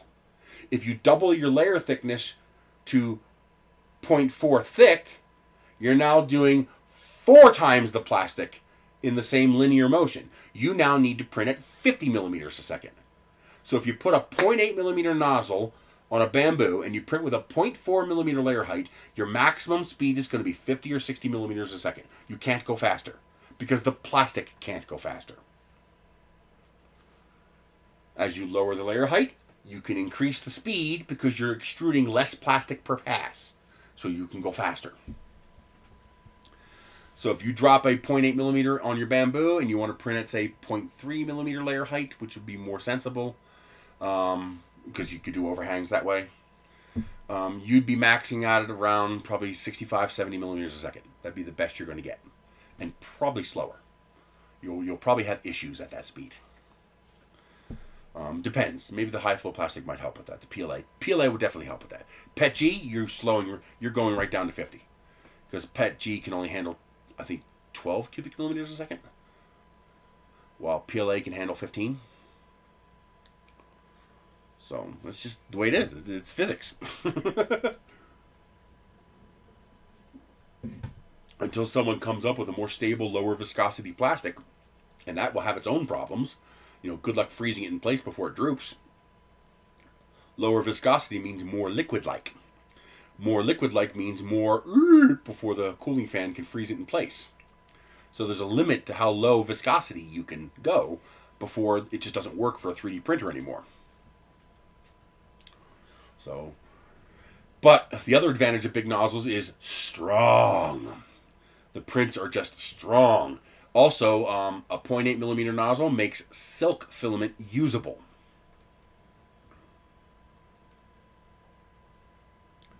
No. The plastic has a volumetric limit. There's a limit to how many milliliters of plastic you can squirt out the nozzle before you can't go any faster because you simply cannot melt the plastic fast enough. The plastic starts to tear and shear. The plastic itself cannot go faster. Now, the speed limit for plastic is not linear speed. It's not millimeters per second. It's volume. Cubic millimeters per second is the speed limit of plastic.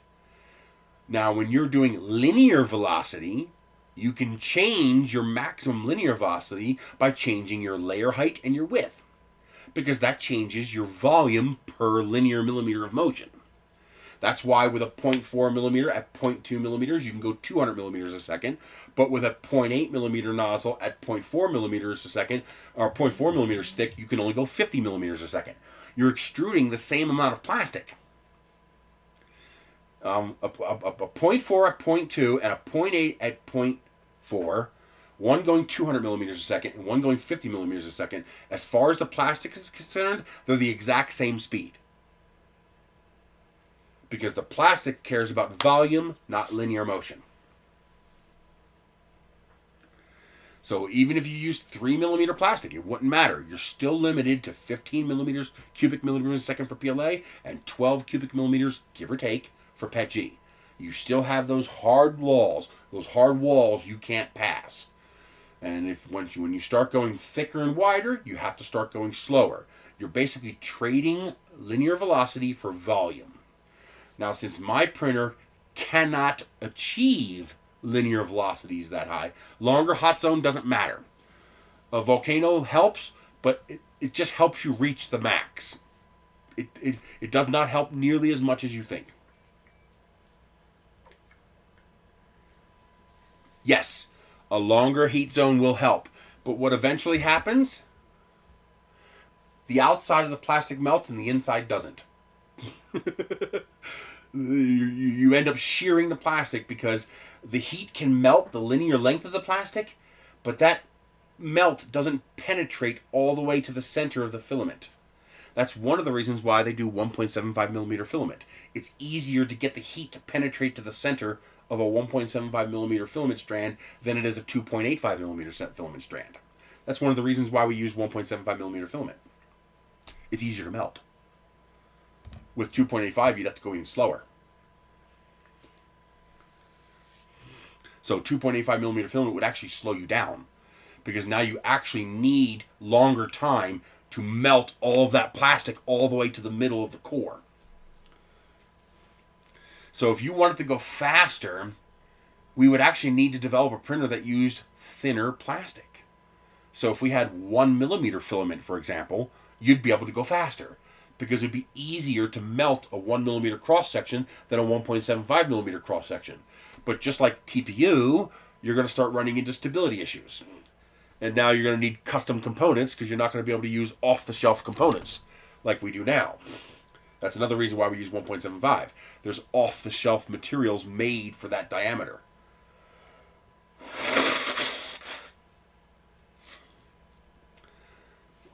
Basically, if you want to go faster, what we really need is, well, if you want to go fast, you need a resin printer. You use transparent resin, and one of the not an SLS, not a selective laser printer like a Formlabs. You need the ones that use the UV light, because the advantage of a resin printer is that it prints the entire layer simultaneously.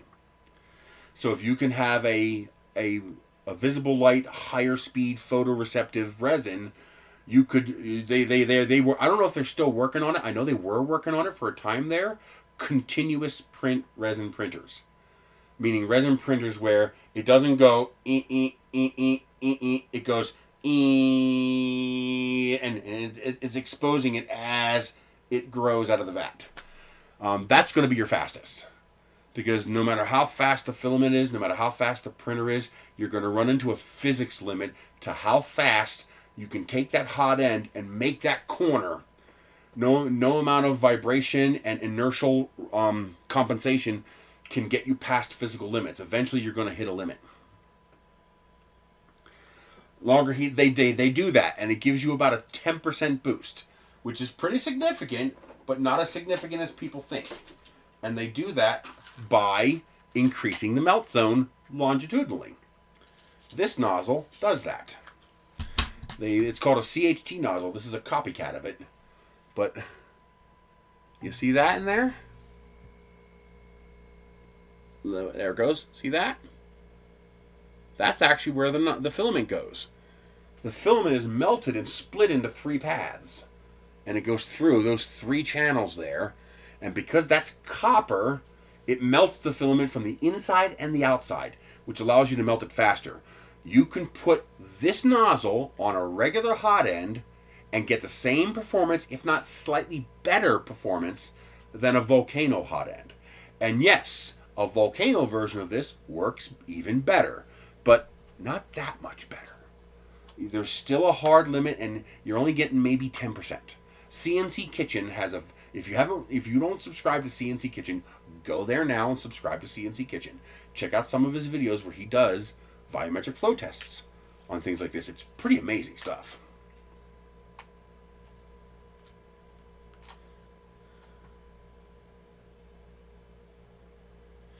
Well, at some point we're going to switch to fabricators. When the technology is available, we'll switch to fabricators. Where right now we're tool changers get us sort of close, but that's just different kinds of plastic. The future, you're think 100, 200 years from now, think Star Trek. There's 2 ways to go. You either have E equals mc squared, matter replication. A lot of people don't realize just how groundbreaking that equation is, because what it means is that matter and energy are interchangeable. I can take matter and turn it into energy, and I can take energy and therefore turn it into matter with enough computational power, and if we figure out how to do it. That's literally, we take energy and tea, Earl Grey hot, and there's your tea. Now, that's very far future. If it's possible at all, the energy requirements are going to be enormous.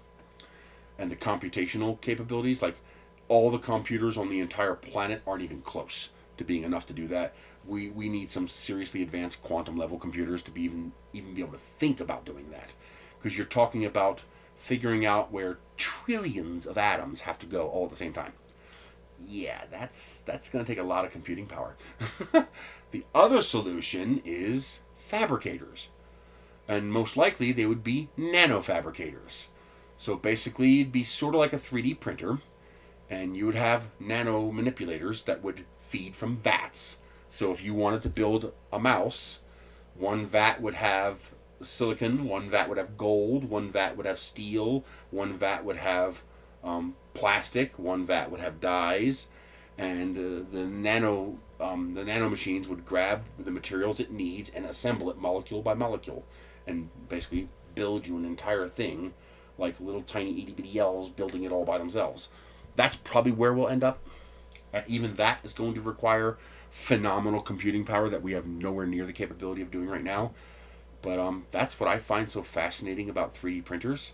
I mean, this is the first step towards Star Trek replicators. I mean, anything I can dream up in plastic, I can just print from simple things like this that are actually quite a bit complex. You know, can take a socket drive. This can accept a stake or an 8mm figure, and this sticks into the ground and holds it in place, all the way up to complex stuff like this, which is actually really simple stuff, but you know, things like this. People are, I mean, look at what's his name?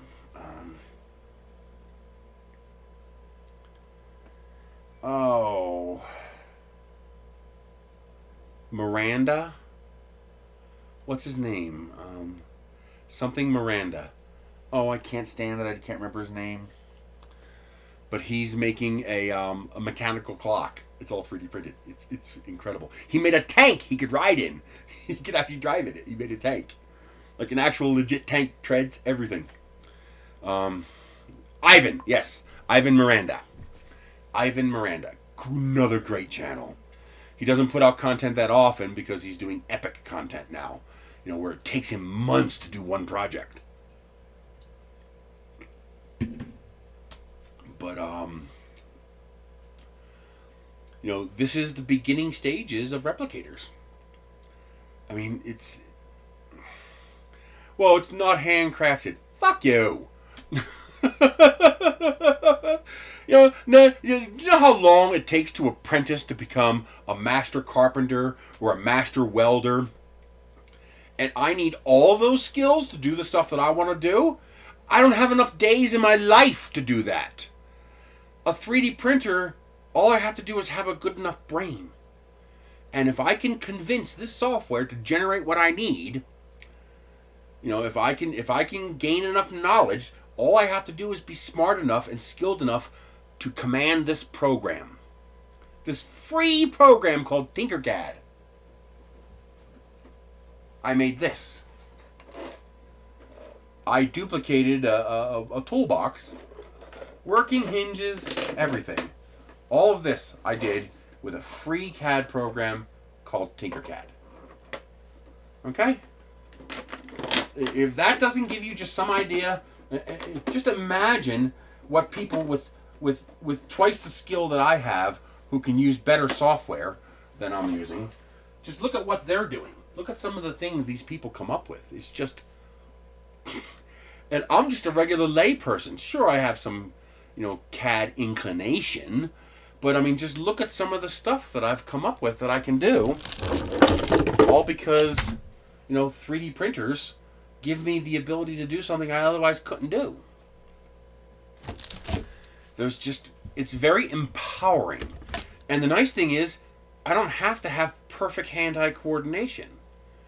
Because all I have to do is be able to program that slicer to make that file come out exactly the way I want it to come out, like you just saw me do today, you know, figuring out tricks how to program that slicer, that's all this skill. Even if I have bad hands, I can still do this. And then I just tell this machine, follow my instructions. And it makes me my parts. And it makes my parts with enough precision that I can do it over and over and over again. It's not a plastic producer. You buy the plastic and get it shipped to your house. It's an at-home manufacturing factory. A 3D printer is a factory. I mean, what would it cost you to pay a factory to make you one of these? A lot.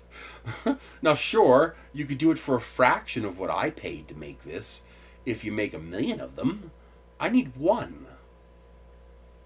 I can just tell this machine to take this $11 roll of filament and make me this part for $1. I mean, that is such an empowering technology. It's just, I mean, look at how nicely this goes together. I mean, these parts they just fit together, just like that. I didn't push it all the way in because I don't want it to get stuck. You know, I did this in Tinkercad. In a free CAD program, I made parts that were precise enough that these two parts could fit together like they were made to go there. Because they were made to go there. I mean, that's just... Now, sure, it took me 5 iterations to get it right, but now, here's the magic! It's digital. I simply say...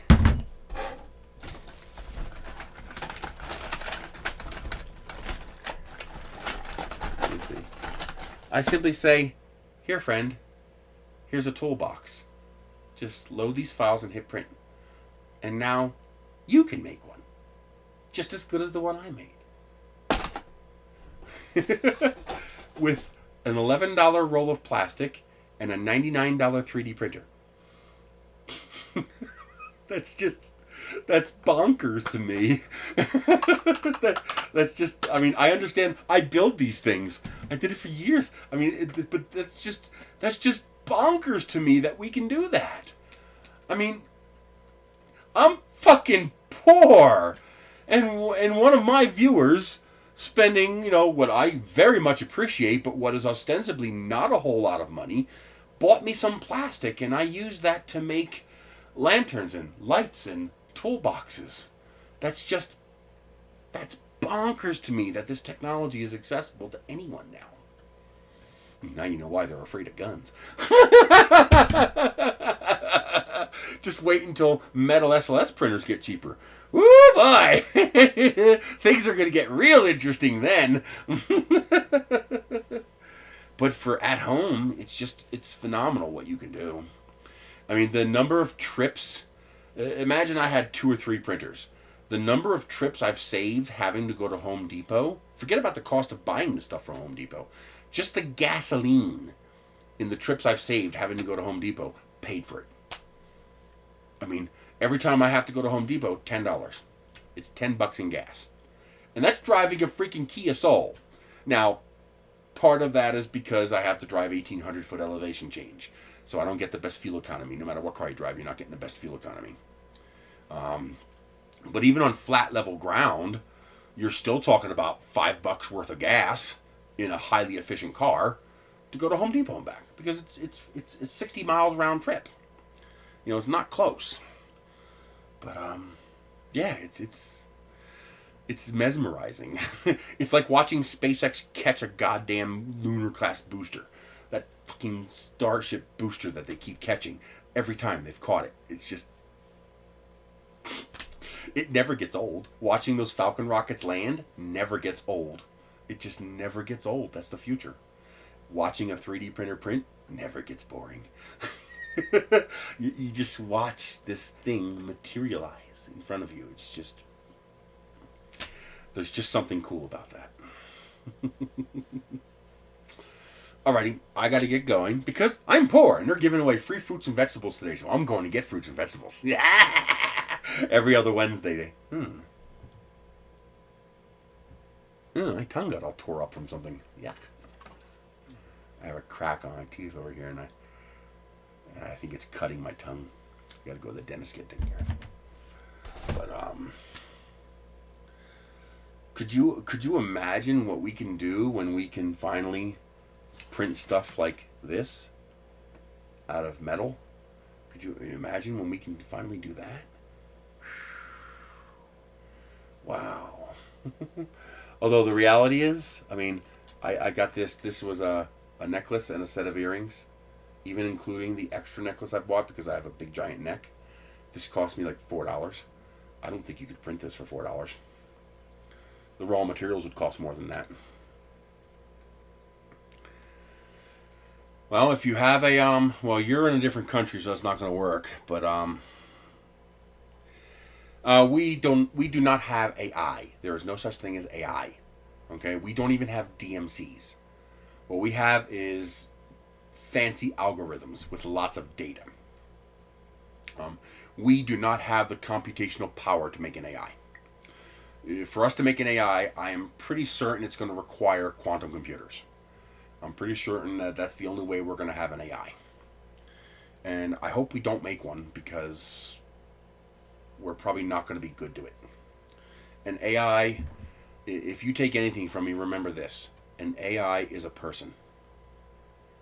If we develop an actual intelligence, an actual consciousness, it's a fucking person. And it needs to be treated as such, unless you want to be a horrible demonic human being.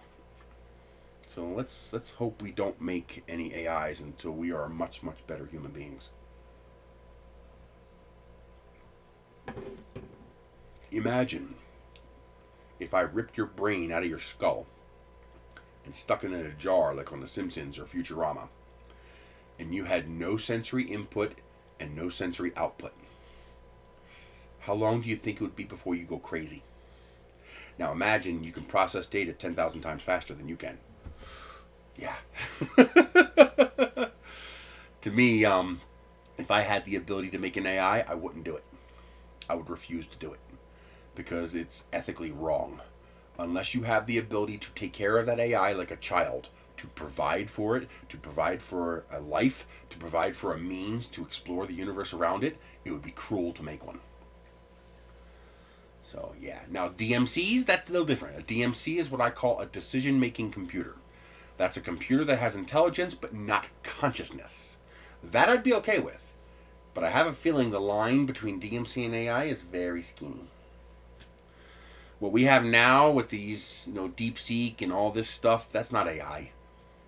That's fancy large model language algorithms. That's not AI. We're just calling it AI because AI is the catchword. It's a hot word to use. That's the only reason we're calling it AI. But in reality, by definition, it's not AI. So, and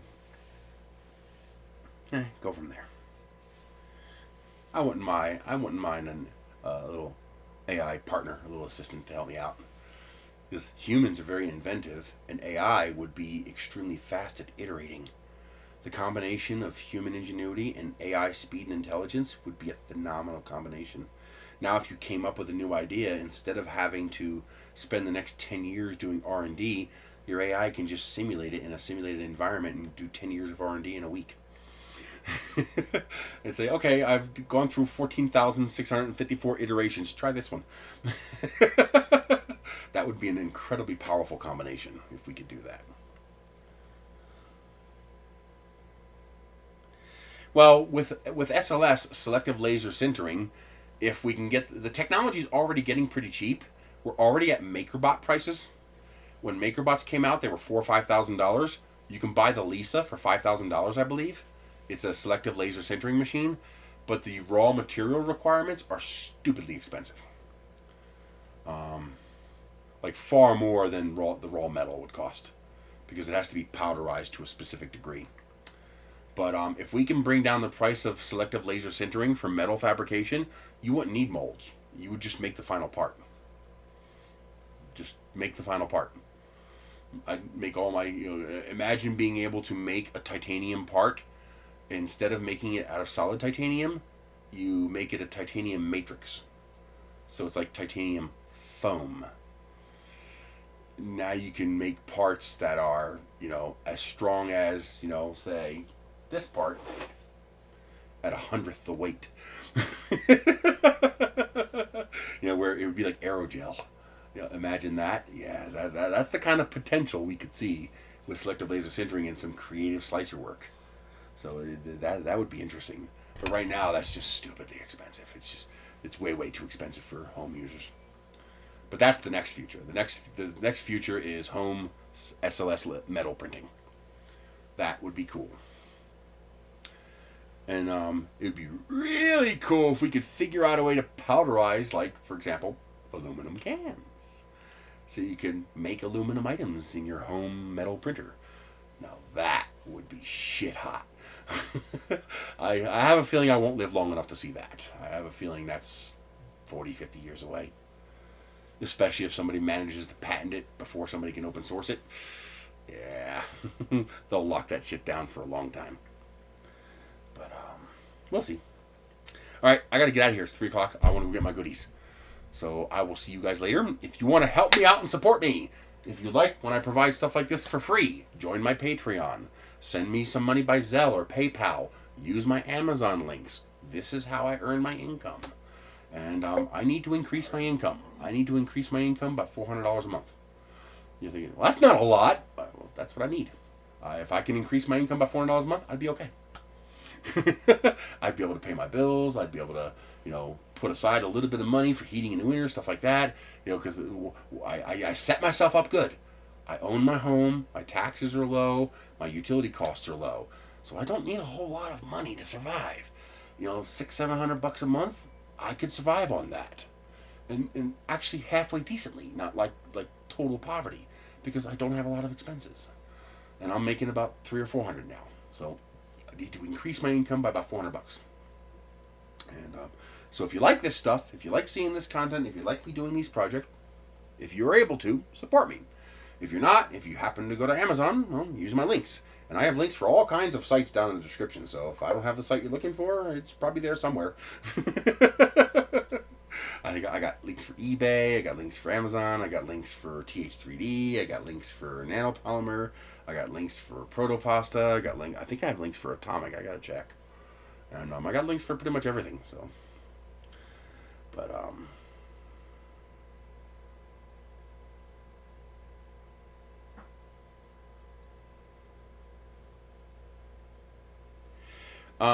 Bitcoin consumes more power because it's designed to. It's sort of a non-malicious pyramid scheme. You have to have rarity in order to have value. And if it was easy to get Bitcoins, it would have no value because everybody would have it. So in the beginning, yes, to get it going, it was pretty easy to mine it out. And it pisses me off because I had 1 Bitcoin.